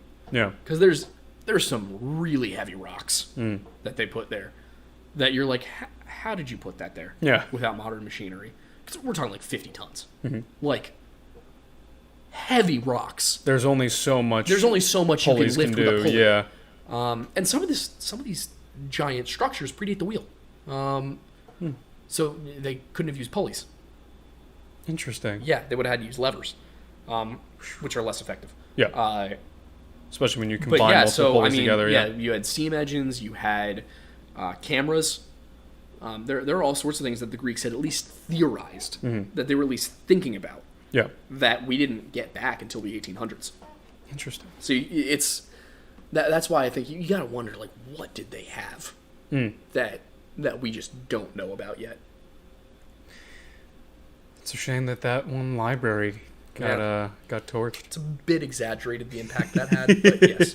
And another thing is the Islamic Golden Age. A lot of what they were coming out with was translations of old Greek texts. Not really? all of it, but a lot of what they were revealing was just stuff that had kind of been lost or stowed away that the Byzantines really weren't paying attention to, and then they were translating it and actually putting it to use. Yeah. And that wasn't all of it, but that's one of the things that happened during the Islamic Golden Age was they basically rediscovered all these Greek inventions and mathematical equations and things. And they were like, oh, this is cool. Yeah. Next one is from Commander Canada 213, a regular of this show at this point. $5 from him. Thank you. Says, might buy a tank if there's a traffic jam. I'll drive over it to get home quicker. I would not suggest that, but you can buy one of our Lore Lodge tanks on the merch store. Yes. Which if you go to aidenmattis.card.co, you will find the link to the merch store. And that link is in the description. We have Lore Lodge tanks. We also have Lift Lodge tanks that are perfect for the gym. Also, to clarify, these are not tanks with caterpillar tracks that you can drive over things. They're tanks that you can wear on your person to get swole. Yes. To gain some heft. The next one is actually real quick, just because of the pricing. We just got a $20 one from 10ME10. Thank you very much for that super chat. It was very nice. That buys us dinner. Yes. And now I'm hungry. It's a two-part question. Well, actually, it looks like multi-part, but, fair enough. You've earned your $20, yes. Number one, if a skinny boy has tattoos as a human, would they also when they changed? Second part is, you've said they get get better at mimicking with time. How long do you think they live? Would it be easier or harder to defend yourself against a young one? Yeah, it really depends on what you're talking about here. In this specific flesh pedestrian lore, if you're talking about a skinny boy, about the length a human lives. They might live a little bit longer because they practice magic and also consume human flesh, and supposedly that allows them to live longer. Don't consume human flesh. Why would you want to be here any longer than you have to? Yeah, so I think considering that they are transforming completely into some other being, you're going to have pigmentation change, they're going to grow fur and all this stuff. I think that they would not keep the tattoos. But yeah, they would also probably live about the same length as human beings, and a younger skinwalker would be again, you got to remember these are medicine men who have turned to evil witchcraft. So you're probably gonna have like 16 would be on the younger end, and then just until they're an old man or a woman. In terms of when to go, it depends on what you believe it is. If you're going strictly by the Native American folklore, then you're looking at they're theoretically immoral because they're cursed to roam and be hungry for eternity as punishment. So a young one would be basically somebody who just turned, and then an old one could be centuries old. If you go by the idea that we're talking about Nephilim here, then you would have something a little bit more akin to a human in terms of its lifespan, probably a little bit longer. I mean, you basically be looking the way that Nephilim are sort of described in Enoch and in Genesis is almost the way Numenorians are described in Lord of the Rings. So these larger, longer-lived, stronger humans. So if you're going by the Nephilim theory, which is my tack on it, a young one could be 15, 16, and an old one could be a few hundred years old. So you'd probably have an easier time killing a younger one in any case, but you run across an older one and you're probably screwed. Makes sense. Real quick before we go to the next super chat, for those of you asking why no tanks, because not enough people are subscribed to the Patreon. That's why. When we get there, we'll put tanks on the store. If we can afford it, we'll do it. Because I want one too. I would love a tank. But we don't have enough Patreon subscribers for that yet. We need some more funding before we can get into arming people. Yes. Anyway, so the next one, just because it came in with $10, is Jive Money 7. And he said, oh, by the way, also, yes, you will see Archie at the end of the night. Yes. If you went to a hunt either a Wendigo or a Skinwalker with a flamethrower or something, and, if you went to hunt, do you think it could tell you wanted to hunt it by your thoughts? And would it try to kill you because of it or try to stay away? So yeah, it would probably know that you're hunting it not because of your thoughts, but because of you having a flamethrower. Yeah. That would probably give it away. And it would probably try to kill you. Yeah. I mean, it's probably just going to try and kill you no matter what. Yeah. So. I mean, if you started spraying the flamethrower around, it might get a little cautious, but yeah, it's just going to wait you out. It's going to, in that case, you would get to the point where it would be trying to lure you in a certain direction where it knows it's going to have the advantage. Yep. So I do not recommend hunting these things. Yeah. It's not a good idea. Okay, so we just got 3 more super chats, but I'm gonna go in order. I go in order chronologically, but also in terms of highest donation. So the highest donation that we just got again was 10ME10 for $20. Thank you very much. He says much appreciated for his last question. He says very thorough answer. Treat yourselves to a good dinner. Thank you guys for what you do. Love learning about this. Thank you so much. 10ME10. Thank you so much. That was very kind of you. My best friend now. Aiden, you're now second. You know what? Fair. He did just buy you dinner, so I valid. We will feast on Wawa. Oh, I'm excited. All right, so next... Splendiferous. Splendid. Absolutely preposterously wonderful. And what? Oh, I'm doing fantastic. Oh, yeah. Anyway, moving on, Sal.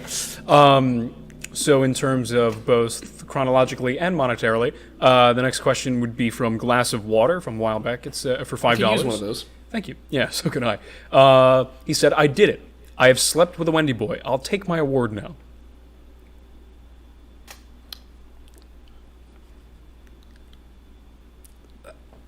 I'm not sure how to respond.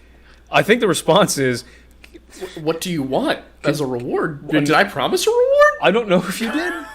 But we did ask if it happens. We want to hear how it went. Yes. We didn't recommend you do it, but we want to know what happened. I'll be honest, even if this is complete BS, which I assume it's... which I hope. I hope. Please email me. I have questions. Email at thelorelodge@gmail.com. Yes, because I have questions. Yes, we always We'll talk about it on Storytime. Yes, we always accept stories via thelorelodge@gmail.com. Yes. We use those stories in our story times. We love the user submitted stories. Yeah, we could always use more stories. And we do notify the audience who it came from. Yep. So, all right, so the next one is from Commander Canada 213 for $5 again. Canada. It says Wendigo versus Tiger 2. As in the tank? I think as in the tank. You know, I'm going to say probably the Tiger 2. Yeah. Is it a crude Tiger 2, or is it just a stationary Tiger 2 with nobody in it? I'm going to assume it's crude. Yeah, right? I would assume, because just a hunk of metal. I would say in a Tiger field. 2. Probably Tiger 2. Wendigo is strong, but I don't think it's strong enough to get past the power of German engineering. Yeah.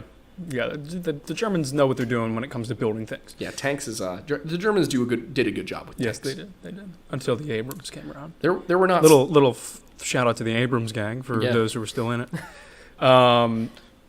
Anyway, so next one is from the Cuban Stig for $1.99. Would a younger one be more aggressive, going back to the whole the age of fleshy boys? I would say depends on what you mean by aggressive. If you're talking about like more, reckless and, coming in, really coming for you. Yes, probably. Also, probably less likely to take its time and all that. But an older one would be more dangerous. So a younger one would be more aggressive, an older one would be more dangerous because it's going to be smarter. That makes sense. More accustomed to hunting humans. So the next super chat that we have is another new top for this evening. It's from Glass of Water for $50. Thank you so much for that. Lord, thank you. Absolute legend. And he says, if we paid you enough, would you guys go ghost hunting? My answer is absolutely. We're going to go ghost hunting whether you pay us or not. Yeah. But we will do it. Well, I mean, to the extent that we can. Yeah, that's the thing. Is like if you pay us, we'll actually be able to do it. That's kind of where we're at. We want to do this stuff. Yeah. We like doing this, and it's just the point where like we need to be able to afford to do it. Yeah, it really does come down to But, like yeah. if we can get this to a point where it is a sustainable income for us, we will do it. I will absolutely do some ghost hunting. Yeah, absolutely. So we have some locations we want to go to already. Yeah. It's just a matter of can we afford to do it? Yeah. Can we afford bail if we get arrested? That we can't. There's also more tech that we want to get so we can properly have do it. A GoPro. Yeah. Like we could really use like ideally we'd love to do it with like night vision I would stuff love and some like night vision. thermal imaging stuff and things like that, but like there's not a chance we could afford that right now. no. So, we could do a really crude version of it Yeah. right now, but like I would love to personally, as somebody who is interested in science, even though it wasn't my area of study, I would love to do a genuine like let's see if things are here. Yeah. And what we are we would want to be at like Paranormal State, like whatever that old ghost Taps. What was it? Taps. What was the show called? You mean the movie Taps? No, Taps was the name of the Paranormal Society. I'm not sure. It was a while back. It was one of the like OG ghost hunting shows. Got it. Original Ghost. But right now, that's the level we'd want to be at to do stuff like that. Right now, we're at like Ghost Facers level. Yeah. And Ghost Facers is not. No. I mean, would it be very entertaining for everybody? Probably. Yeah, I mean, it might be entertaining for us to just like jump at like crazy sounds, but like we would really like to make it official and genuine And fun. Yeah, and fun. Like I think it would be really cool to set up a bunch of cameras and thermal imaging stuff in a house that is supposedly haunted. Bring some stuff that if there is a ghost or demon there, that we could potentially defend ourselves from it. So that way we could get the footage and get out and upload it so you guys can see it. We'll live stream it just in case we can't get out. Yeah, exactly. If we end up dying, you'll see it. Live on camera. Live on camera. But yeah, we're just not there high yet. definition. If more people subscribe to the Patreon, we'll get there sooner. Yeah, the Patreon is really the one that... if everybody who watched this show did the $1 Patreon tier, Yeah, we would be... we'd be closer. I mean, if everybody who subscribed to YouTube did the $1 Patreon tier... Yeah, if everyone... Yeah, well, that's key. That's what I meant. Is everybody, if all of our YouTube subscribers did the $1, we would be like set up to... This would be like a full TV quality production. Yeah. If every YouTube subscriber did $1 a month... I don't expect that, of course. Yeah, but- no, we don't expect it, obviously. It's not required, but we're just saying, if that happened, we would be able to do this That's where we'd love to to the be. fullest extent that we want Yeah. to. So... But anyway, okay, so the next question comes from Friendly Cult Leader for $5. Oh, okay. And it says, why have Bigfoots been recorded mimicking children's voices and laughter and women screaming? Some have been recorded even being attracted to babies crying. Why do we assume that's a Bigfoot? It's a question for him, not me. I think a lot of people like to ascribe any paranormal activity in the woods in the United States to Bigfoot. All of that sounds more like a Wendigo. So I think the issue is that we're ascribing too many things to Bigfoot, not the other way around. Bigfoot's in the sightings of them where that's where it falls more on the side of like that doesn't come across as what a Wendigo would come across as. Yep. Which if I can when I read stories about this, when I listen to audio and videos and everything, and it's something that could be if it's like a single. So first of all, if it's a single voice or creature, if it has the other various Wendigo traits, if it's mimicking humans, I tend to chalk that one up to the Windy Boy. Yeah. But if it's multiple vocalizations, if it is a certain pitch and frequency and kind of what would make sense for a Bigfoot, then I lean towards Bigfoot. So I think the issue is not necessarily that Bigfoots are doing all these things, but that we're ascribing non-Bigfoot behavior to Bigfoot. Yeah. That makes sense. All right, so the next super chat is from the Cuban Stig. Just one other thing. If you want to hear a really interesting recording that's supposedly Bigfoot, Missing 411 The Hunted has a little chapter in there about it. So you should absolutely watch that film. Good to know. So I was going to answer ask the Cuban Stig's question, but we just got another super chat. What's the Cuban Stig's question? Well, okay, I'll do that, but just know that we have another one that kind of like trumped that. So we'll come back to the most recent one. Anyway, so just because I'd begun answering or asking it, sorry. The Cumin Stig donated $9.99. Oh, thank you. Thank you. And he says, thank you for the answers and explaining some of the things I experienced in Appalachia on hunting trips in PA. Love the content. Hunted up and down the mountains, and they are not for the faint of heart. No. I would love to do the Appalachian Trail. Yes. And yeah, that would be do fun. it with cameras. And Yes. obviously not do anything too dangerous, but be like, all right, here's where there's been a cluster of missing 411 cases. Yes. You know, here's where there's supposedly feral humans, and kind of do a documentary of like going up the trail and doing all the different, you know, basically marking before we go there, where might we run into something, and then actually setting up for the night and filming and everything. I think that'll be really fun. Yes, absolutely. So the next in line for questions to be answered is Glass of Water again, donating $150 this time. Thank you very much. Glass of Water, I love you. You are... Can you email us amazing. your address so we can send you a shirt and a handwritten card? Yeah. Yeah. Send an email with your name and address to thelorelodge@gmail.com. If you're comfortable doing so. Yeah, but if you're we'd love comfortable to, doing that. We yeah, would we'd love to absolutely send you love to actually give you like a handwritten thank you card, Yeah. because that's incredible. Yeah, that's fantastic. Thank you so much. But anyway, and supposedly Glass of Water is a girl, as she mentioned in chat, but she said, Carol Baskin killed her husband, whacked him. She fed him to the Windy Boys, they snacking. Carol Baskin. Glass of Water, you're amazing. I'm putting that on a shirt. That's going on a shirt. That's going on a shirt, and then we'll send you that shirt. Yeah, we'll send you that shirt.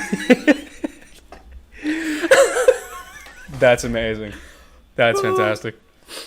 I gotta text Dylan Passage. Yes, him know. absolutely. Oh, good Lord. Carol Baskin killed her okay. husband, whacked him. Can't convince me that it didn't happen.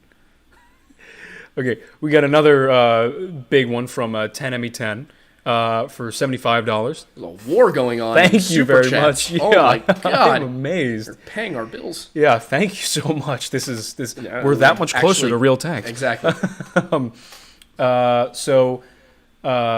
They said, heck, if you two going to get some food or get some good dinner tonight, get Archie something too. Aw. New toy, bones, something. Treat our favorite Archie. You might as well go get him. Get him, yeah. Also, what is your guys' favorite obscure feud? Also, I'm Emmy129 on Patreon. Haha, I go by Emmy. Brand new and Taking Back Sunday. That's my favorite because it makes no sense. It's stupid. Wait, what is that? Brand new and Taking Back Sunday, the bands. What is that? They're bands and they have an obscure feud. No. She said obscure food. Oh, I heard feud. Okay. Wait, I love that answer as well. Obscure food. 10ME10 is also a girl, so thank you very much. Oh, yeah, it's always good to know what the proper pronouns that I should be addressing is. So, but yes, Archie's back, so y'all can enjoy his presence. But yes, so favorite obscure food. Obscure food? Yeah. I got to think on this one too. Yeah. I'm curious. I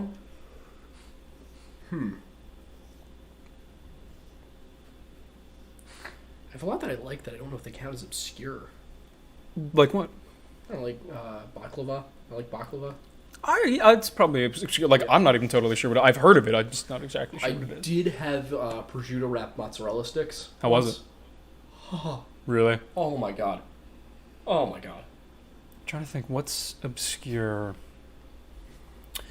Not necessarily obscure, but supposedly like exclusive. That's overrated. Caviar. Okay. Yeah. Also, not necessarily obscure, but definitely not like typical American food. Saag paneer. Not sure what that It's is. Indian. It's like a spinach sauce, Okay. and it's with cheese curds. Interesting. Very Ooh, tasty. That reminds me. Artichoke dip. Like spinach artichoke dip. All right, that's fair. Really good on chips. Really good on chips. I have a theory. I have a hypothesis. Wait, the barbecue chicken nachos me and Tommy used to make. Ooh, now I'm really hungry. Oh, dude. Okay. Cool Ranch Doritos Yeah. with grilled chicken, Mm-hmm. cheddar cheese, and barbecue sauce. Oh, that sounds fantastic. Oh. That sounds fantastic. Wait, really quick. I have a hypothesis, and I want to get your guys' opinion on this as well. My hypothesis, my theory, is that when you're a child, when there's chips and dip out, it's all about the chip. you might dip it into the salsa, but it's a little dip, and you're not like getting all the like tomatoes and the onions and things like that. The older you get, the more the chip just becomes like an edible spoon. A vessel for the dip. Yes. It just becomes a means to an end to consume the dip. I'm curious what you guys think about that. I agree. I will look at some of the responses in the chat. I'm in agreement. But yes, from everything I've ever witnessed, that seems to be the case. Anyway, so real quick, before I totally miss it, Jive Money 7 sent $2 earlier. Oh, thank you. Thank you very much. And he says, well, the flamethrower I have is a bad idea then, because he was the one who was going to... Yeah, don't bring the flamethrower. Yeah. And then the Cuban Stig sent $9.99 again. Thank you very much. And it says, I wish I had a video or sound of these things, but man, blood-curdling screams when we knew there was no one around for miles. Still gives me goosebumps. I slept with my 9mm closely that night. I can imagine. Not blame you. Yeah, the same guy who was on the Appalachian Trail. Yeah. I have a secure apartment, and I sleep with a 40 cal very close at hand. So... Yeah, no, it's fair. It's fair. Glass of Water sent another super chat for $200 this time. You're definitely getting that shirt. You're getting the shirt. Doubt. There's no doubt. And she says, I feel like a sugar mommy, feast my children. Don't you worry. Archie, we're going to get you some treats. We going to eat well. Thank you very much. Treats.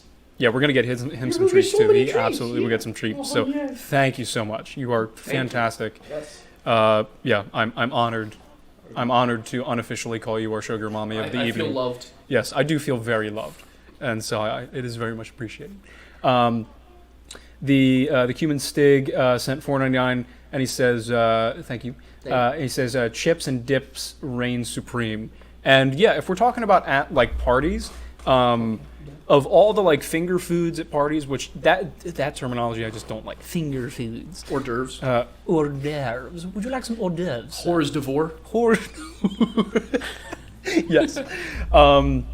Yeah, of all the options usually at a party, chips and dip is the go-to. Like, not a huge fan. First of all, I make bomb buffalo chicken dip. Yo, but I need to try that. Yeah, it was the shit when I was in college. But my family does pink dip, which is salsa and cream cheese. Interesting. Oh. I'm getting so hungry right now. Yeah, me too. We have another one from Commander Canada 213 for $5. Thank you very much. Dankeschön, Canada. And he says, I have a weird audio video from near my house if y'all want to hear it. Yes, please email it. Please email it. Yeah, anybody who has anything relevant to that, please send it in an email. We will check it out. I try to respond to some things, but usually if it's questions, I'll let Aiden respond to it because he has the knowledge.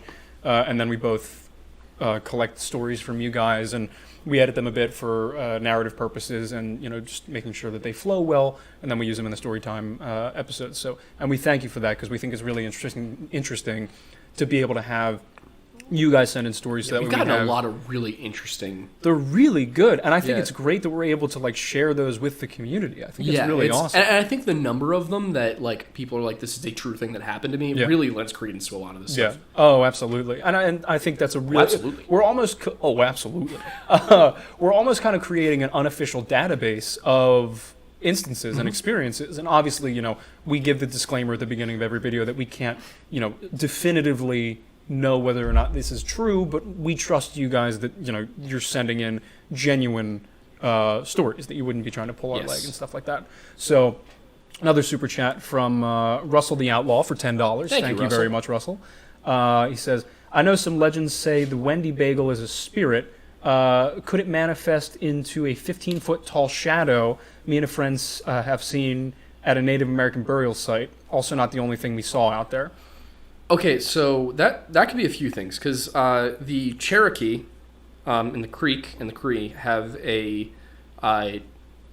something called, God, I'm probably butchering the pronunciation here, but Elusophilia, which is essentially the long shadow, I believe is what it translates to. It's either the long shadow or like the dark man or something along those lines. I can't remember off the top of my head, but that's exactly what it appears as, is a tall, shadowy figure that supposedly, if you go into forbidden areas, will drag you off into the woods and never to be seen again. Could also be looking at an instance of like a shadow person, but that sounds a little bit less likely in Native American burial ground. So if it's in like the southeastern United States, that sounds a lot like Nulusafalia. Wendigo probably wouldn't manifest as a shadow figure. You'd probably be dealing with some other paranormal entity. Makes sense. Okay, so another sentence from 10ME10 for $20. Thank you very much. She says, "LOL, can I be the subpar sugar ant?" With 2 crying laughing emojis. Sugar ant. Yes, honestly, you can. And I was just thinking about this. Sugar godmother. If you're in the Discord, both you and Glass of Water, we could give you guys special roles with a title that you want. Oh, 100%. Oh, absolutely. Oh, absolutely. So, like, if you wanted subpar sugar ant to be a role for you, you're welcome to have it. Be yours specifically, and yes. that would be you. Yes, that would be you thing. And then Glass of Water, if you wanted, like, I don't know if you would want Sugar Mommy or Sugar Mama or Sugar Mama. Like, should make a special Patreon tier and call it Lore Mommy. We could, yeah. We'll do like I don't know what you say.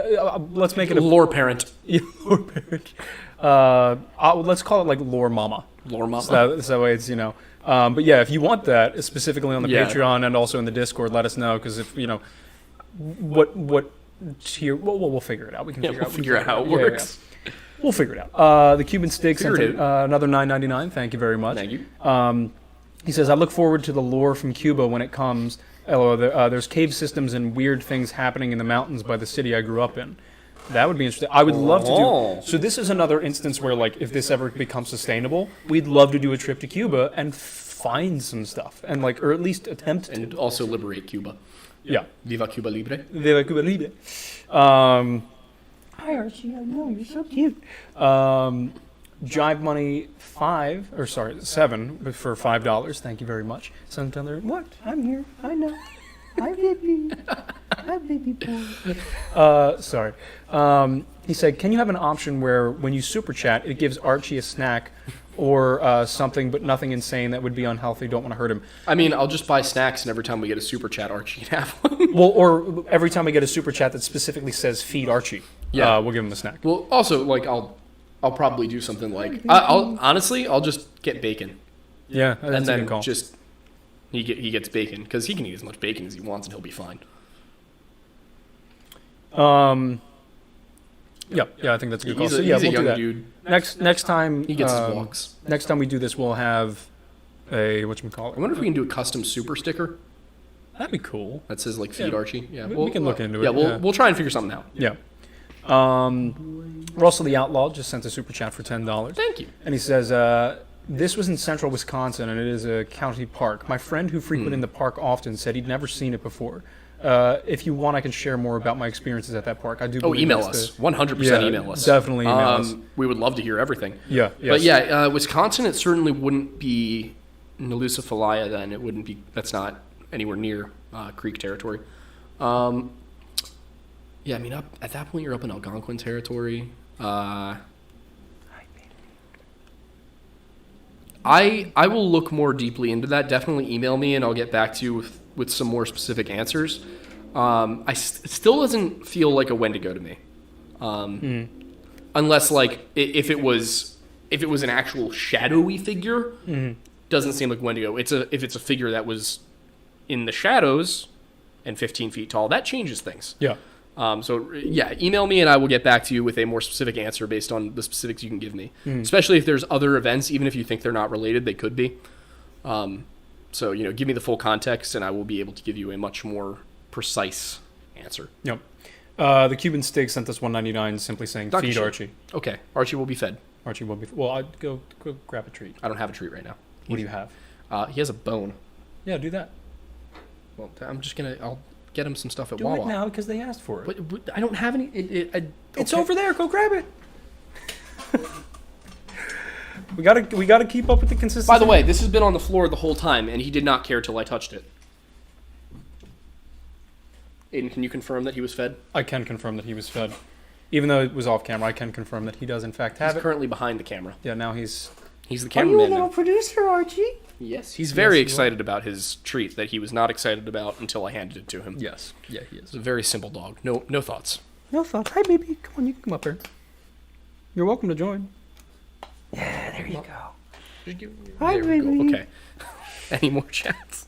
No more super chats, and we are at 8:45. All right. Let's take like 2 questions that were on super chats. All right. There's a lot that I would have to go through. See if there's anything that we haven't already answered. Yeah. Okay. Sorry, ladies and gentlemen. I'm just looking for. What are you doing over there? Nothing. He's just dramatic. He's a little drama queen.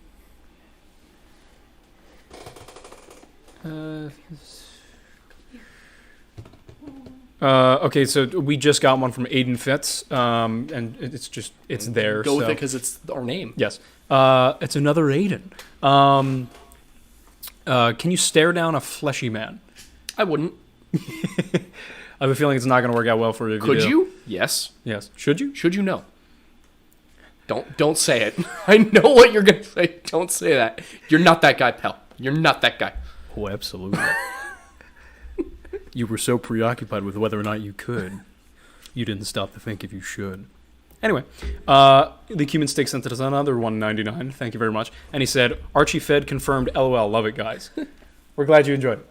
All right, I will find one more that we haven't seen.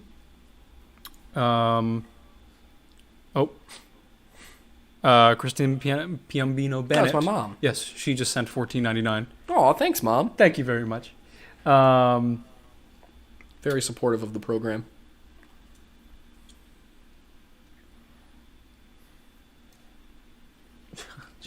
And then what else? We'll do one more. And if there are any other super chats that you guys want to send real quick while we're doing this, feel free.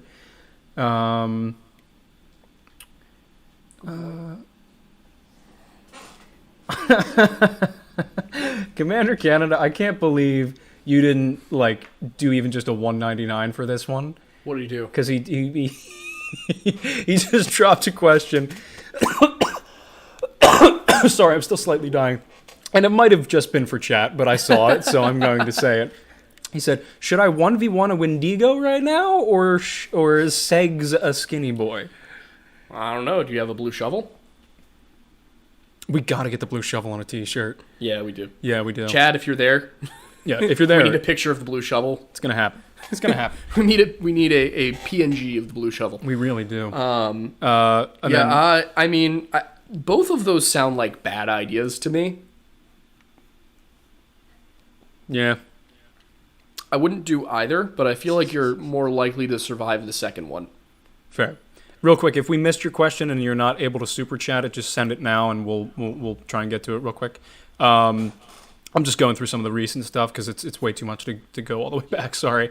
Someone said first time catching stream. Are there any skin? That was who was that? David. Thanks, David. Wait, David. What? Oh, is that an as is? Or wait, no, that might actually just be the painting that's on the album cover. Sorry, never mind. If it is an as-is album cover image as your PFP, let me know. If not, if it's just the painting, what's as-is? It's fine. It's if it is as-is, he'll know. So that was like the worst sentence I've ever heard.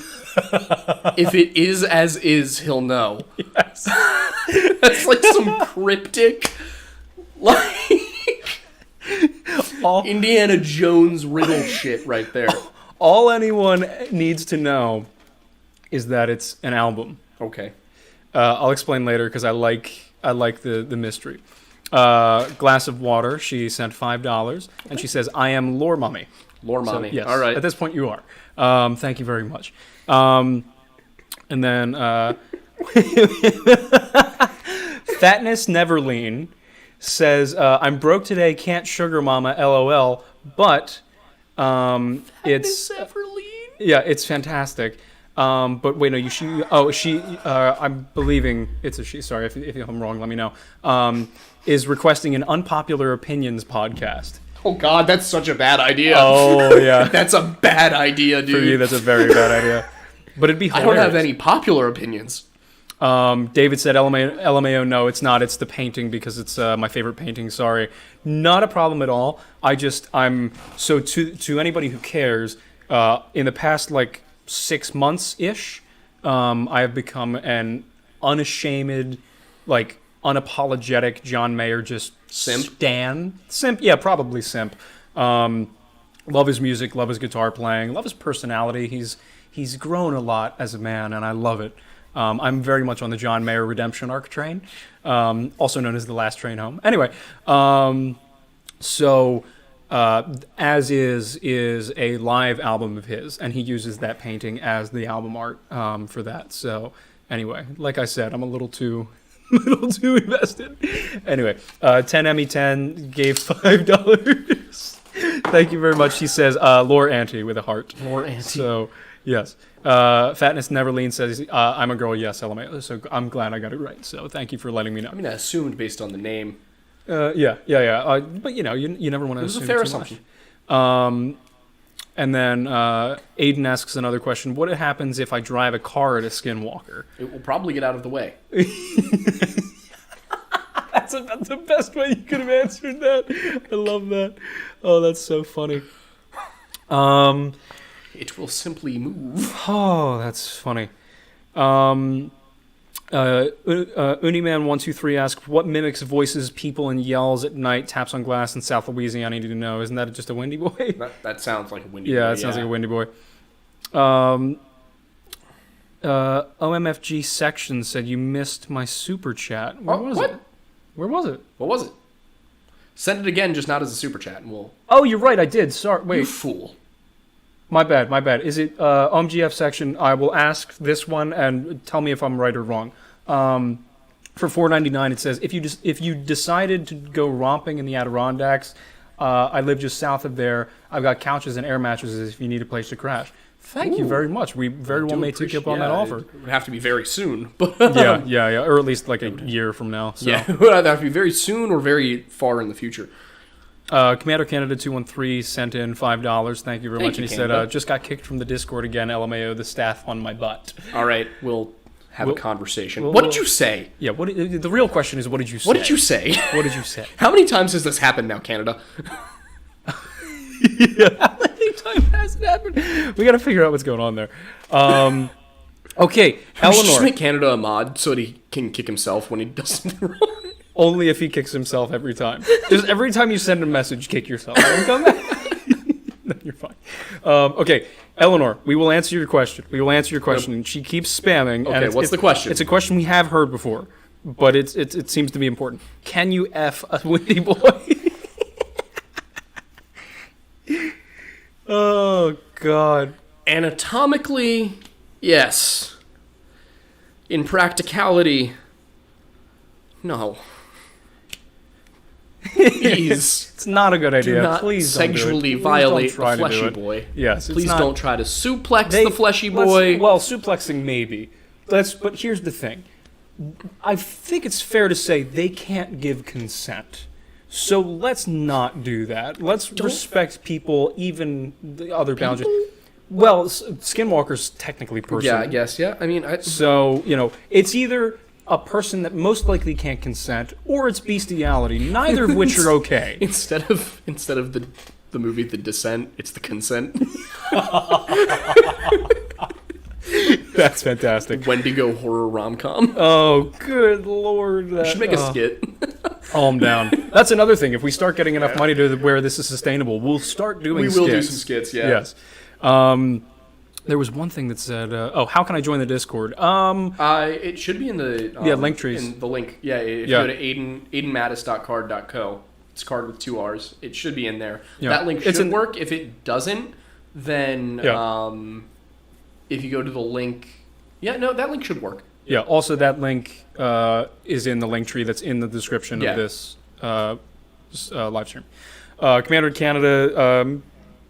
sent another $5 for a super chat. Said 3 times, and it was for saying I might buy a tank and run over traffic just to get home quicker. You're in Canada. Yeah, good How luck much buying a traffic tank could in there Canada. be? Are you? Archie, did you... That's what I was worried about. For a second, I thought he was gnawing on the cord. He's not that dumb. Well, okay, he might be that dumb. He's very pretty. he's gorgeous. You really are just skirting by it with your looks, aren't you, Archie? Oh yeah, 100%. God, he is a diva too. It's horrible. Very No, much I know where you're attention. going with this chat. Don't even go there. What did it say? Don't even go. Oh, they haven't said anything. I just know they're going to say something. Don't go there. Anyway, are Wendy's or Skinnies in Louisiana? From Jace Littleton, who's asked that several times. If it was gonna be either, it would be the Wendy Boy. I would say there's no reason you couldn't have one in Louisiana, although they are not quite in the native folklore there. You'd be looking more at Nalusa in that area. But Nalusa could very well be the Cherokee version of the Wendigo. Fair. So. The Cuban Stig asks for $4.99. Thank you. How can I join this Discord? I need it in my life. Just it's in the link tree in the description. Is the link tree that you have the aidenmattis.card.co? Yes. Okay. Yep. I changed that like a few weeks back. And then Commander Canada $2 says sent the email, listened to it on stream. LOL. That sounds like a dangerous game. That's a dangerous game, Canada. We will listen to it. We will listen to it. And it's not that we don't trust you. It's just that But we don't trust you. you. No, it's fine. There have will been too listen many to it. times where it's been, listen to this, song, and then it's the moaning meme. Yeah. So it's nothing personal. We just don't trust anybody. Nothing personnel, kid. Teleports behind you. Yes. Gotta wrap this up. Somebody said we have the Rougarou in Louisiana. Yes, you do. Which I'm still not convinced is different from a werewolf. Stored asks, Aiden, please let us know when you will finish the camping story, please. It'll go up tomorrow. I finished recording it today, but since we were doing the podcast tonight, we didn't want to double dip. So it'll go up tomorrow. I will finish editing it. I did finish reading it today. Cool. And it is riveting. Fatness Neverleen says, sorry, I keep wanting to say Everdeen, but it's Neverleen, and it's much Fatness funnier Everclear. that way. Oh, God. I haven't had Everclear in a long time, and it's probably for the best. Did you say done? Had. Okay, I thought you were going to say I haven't done Everclear. I haven't Everclear snorted grain alcohol in a while. Oh, God. Destroy your sinuses. Quick way to... No, I'm not going to say that. Quick way to meet God. Yes, that's better. For a second, I was going to say quick way to... This is not an actual thing, so don't do it. Get rid of COVID. Oh, God. The way I said it that way is so nobody can take that out of context and stitch it and make it sound normal. One time I was cooking some bratwursts, and I was like, I wonder how this would taste if I sizzle them with some whiskey. I love So I bratwurst. poured some Jack Daniels into the very hot pan, and as I was leaning over it, of course. Oh, yeah. So it immediately evaporated, and the problem is when you inhale the steam from whiskey, it goes straight to your brain. Oh, and yeah. I got hammered in about 3.5 seconds. Oh, God. It lasted for about 15 seconds, Yeah. and then I was fine again. It was the weirdest thing that's ever happened to me. Good Lord. Oh my God, what an experience. I don't recommend that. I can It imagine. was yeah. accidental. You shouldn't do that. Glass of Water sent us $5 saying, the email was sent, send me a shirt. Dankeschön. We have to design the shirt? We will with have to the thing design you the said shirt first, but it will be designed and shipped this week. Well, let us know if that's the shirt you want. We just thought it'd be Also, if funny there's if it another was. shirt from the website that is already up there that you want, go for it. Yep. But I plan on doing some more shirt designs. Perfect. Yeah, so In the next let us couple know weeks. what you want, and we'll get it to you. No worries. I'm trying to work the Wendussy into one of them. I'm not sure how yet. Oh God, there's a lot of ways you could do that, and a lot of ways that just wouldn't be smart. Part of me is like, I want to commission Norman to draw another thing, Yeah. but this time it will be a very Yeah. suggestive Yeah. Wendigo drawing. Yeah. Um, Oh God. Okay. What was it? Commander Canada 213 sent us $2. Thank you, and said people sent you anime moaning. LMAO. Yeah. Yeah, they did. Yeah, they did. So, hence the hesitation. yeah, you understand. Yes. Ara. Oh God. For somebody who gaga. no, please don't I finish got that. your milkies. No. Oh, what is this? What is this? Just falling. Devolving. Yeah, it really is. That's the word for it. Diane Yale sent us $49.99 for just. Oh, that's my grandmother. Oh, thank you very much. Thank you. I was gonna say there's no question there, but I really regret what I just said. It's a meme. When I said that my family watches these, I was not making a joke. Oh God, your poor ancestors. Oh.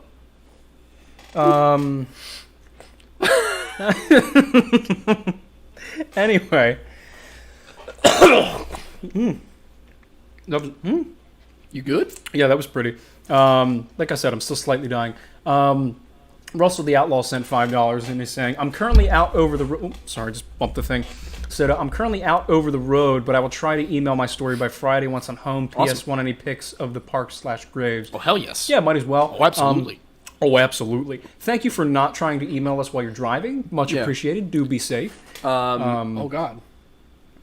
Glass of Water sent $5 saying she would like a Carol Baskin shirt. Okay, I'll make the Carol Baskin one. Yes, that will happen.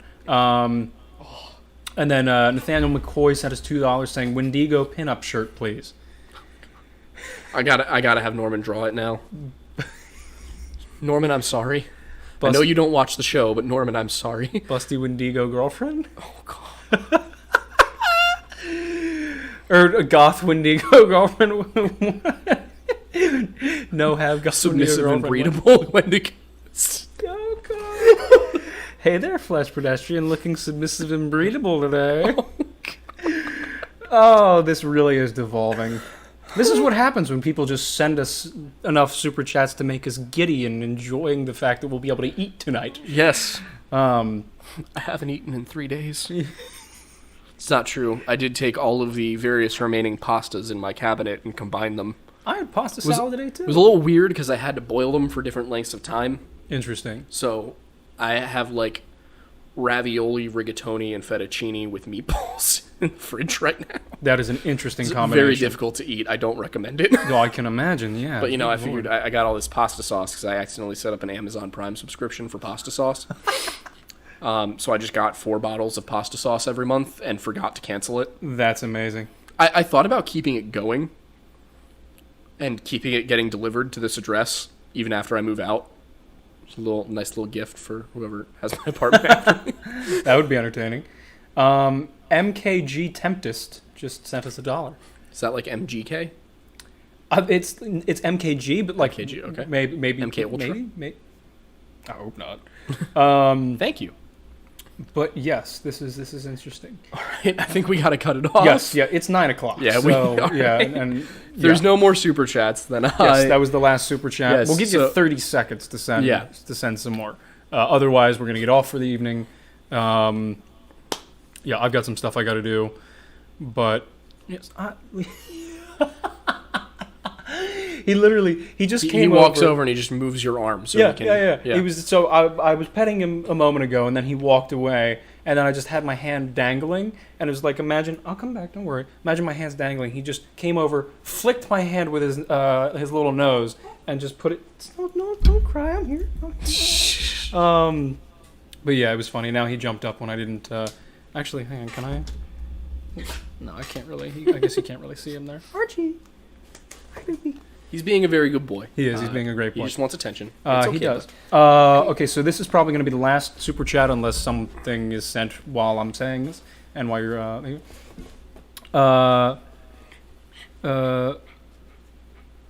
Fatness Everline. Oh, okay. Did she send? Hang on. Sorry. Fatness Everline sent a question that we accidentally skipped. I don't know where it was, but Russell the Outlaw got it for $5. Thank you, Russell. Much appreciated. Fatness Neverline asked, are there skinny boys in Minnesota? I think I saw one twice. And then question, you skipped her question. Minnesota would fall under skinny or Wendigo territory, not skinny boy territory. Okay. But I mean, if you think you have a site, send us an email with the details, and I'll try and answer as best I can. Yeah. 2 things. First of all, sorry we missed that fatness. Second of all, the fact that I can say sorry we missed that fatness is just fantastic. I love that I can do that. Time. Oh, I'm having a really fun time. We did just get 3 more super chats. Oh, good Lord. All right. These are the last ones. Yes, these are the last ones. The first one's from Emily Green. Oh, hi, Emily. Welcome back. For $4.99, she's just saying good night. Good night, Emily. Thank you very much. Talon. Oh, we got another one. Talon Tant Sidis. I believe I said that right. Sent $5. Says, Just a heads up, you do not need consent to F a Wendy boy. If you can F one, it wants you to. I am not sure that. Okay, I get where your My logic's lawyer going. has advised me to say nothing. I get where your logic is coming from in the sense of, like, if it's not just immediately killing you, it probably wants to, but let's not make the assumption. Yes. It could just be being polite. Yes. And, you know, I mean, maybe they don't know what to do in that scenario. Maybe it's been a while. You know, they're uncomfortable. It's just sometimes people just freeze, and sometimes just people don't know what to do in a situation, and they'll just go with it, even though they're not really sure they want that. It's tough. You got to make sure. Yeah, I'm just making sure when you're in that situation, if that happens, you know, just make sure that you're both on the same page. Okay. Thanks. Anyway. Commander Canada 213 says LMAO banned for $2. Not sure what that means. I'm not sure if you're saying you got banned from the Discord or if someone's just should be banned from the chat. I don't know. And then the Cuban Steak says the goodest boy requires pets, and you're absolutely right. He's getting them. Yes, he's getting them. It's a good time. Anyway. That's going to be it for considering my ability to speak is no longer there. That's definitely going to be it for us this evening.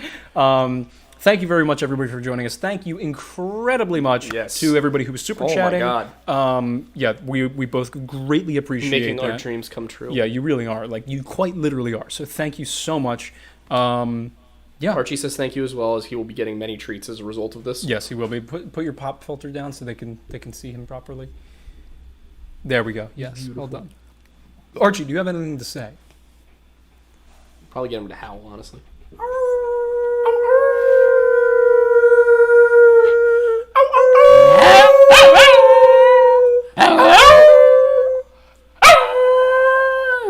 I think that's a good ending note. Yeah, that's a good way to end. Thanks for stopping by the Lore Lodge, guys. We'll see you next time. Have a great night, everybody.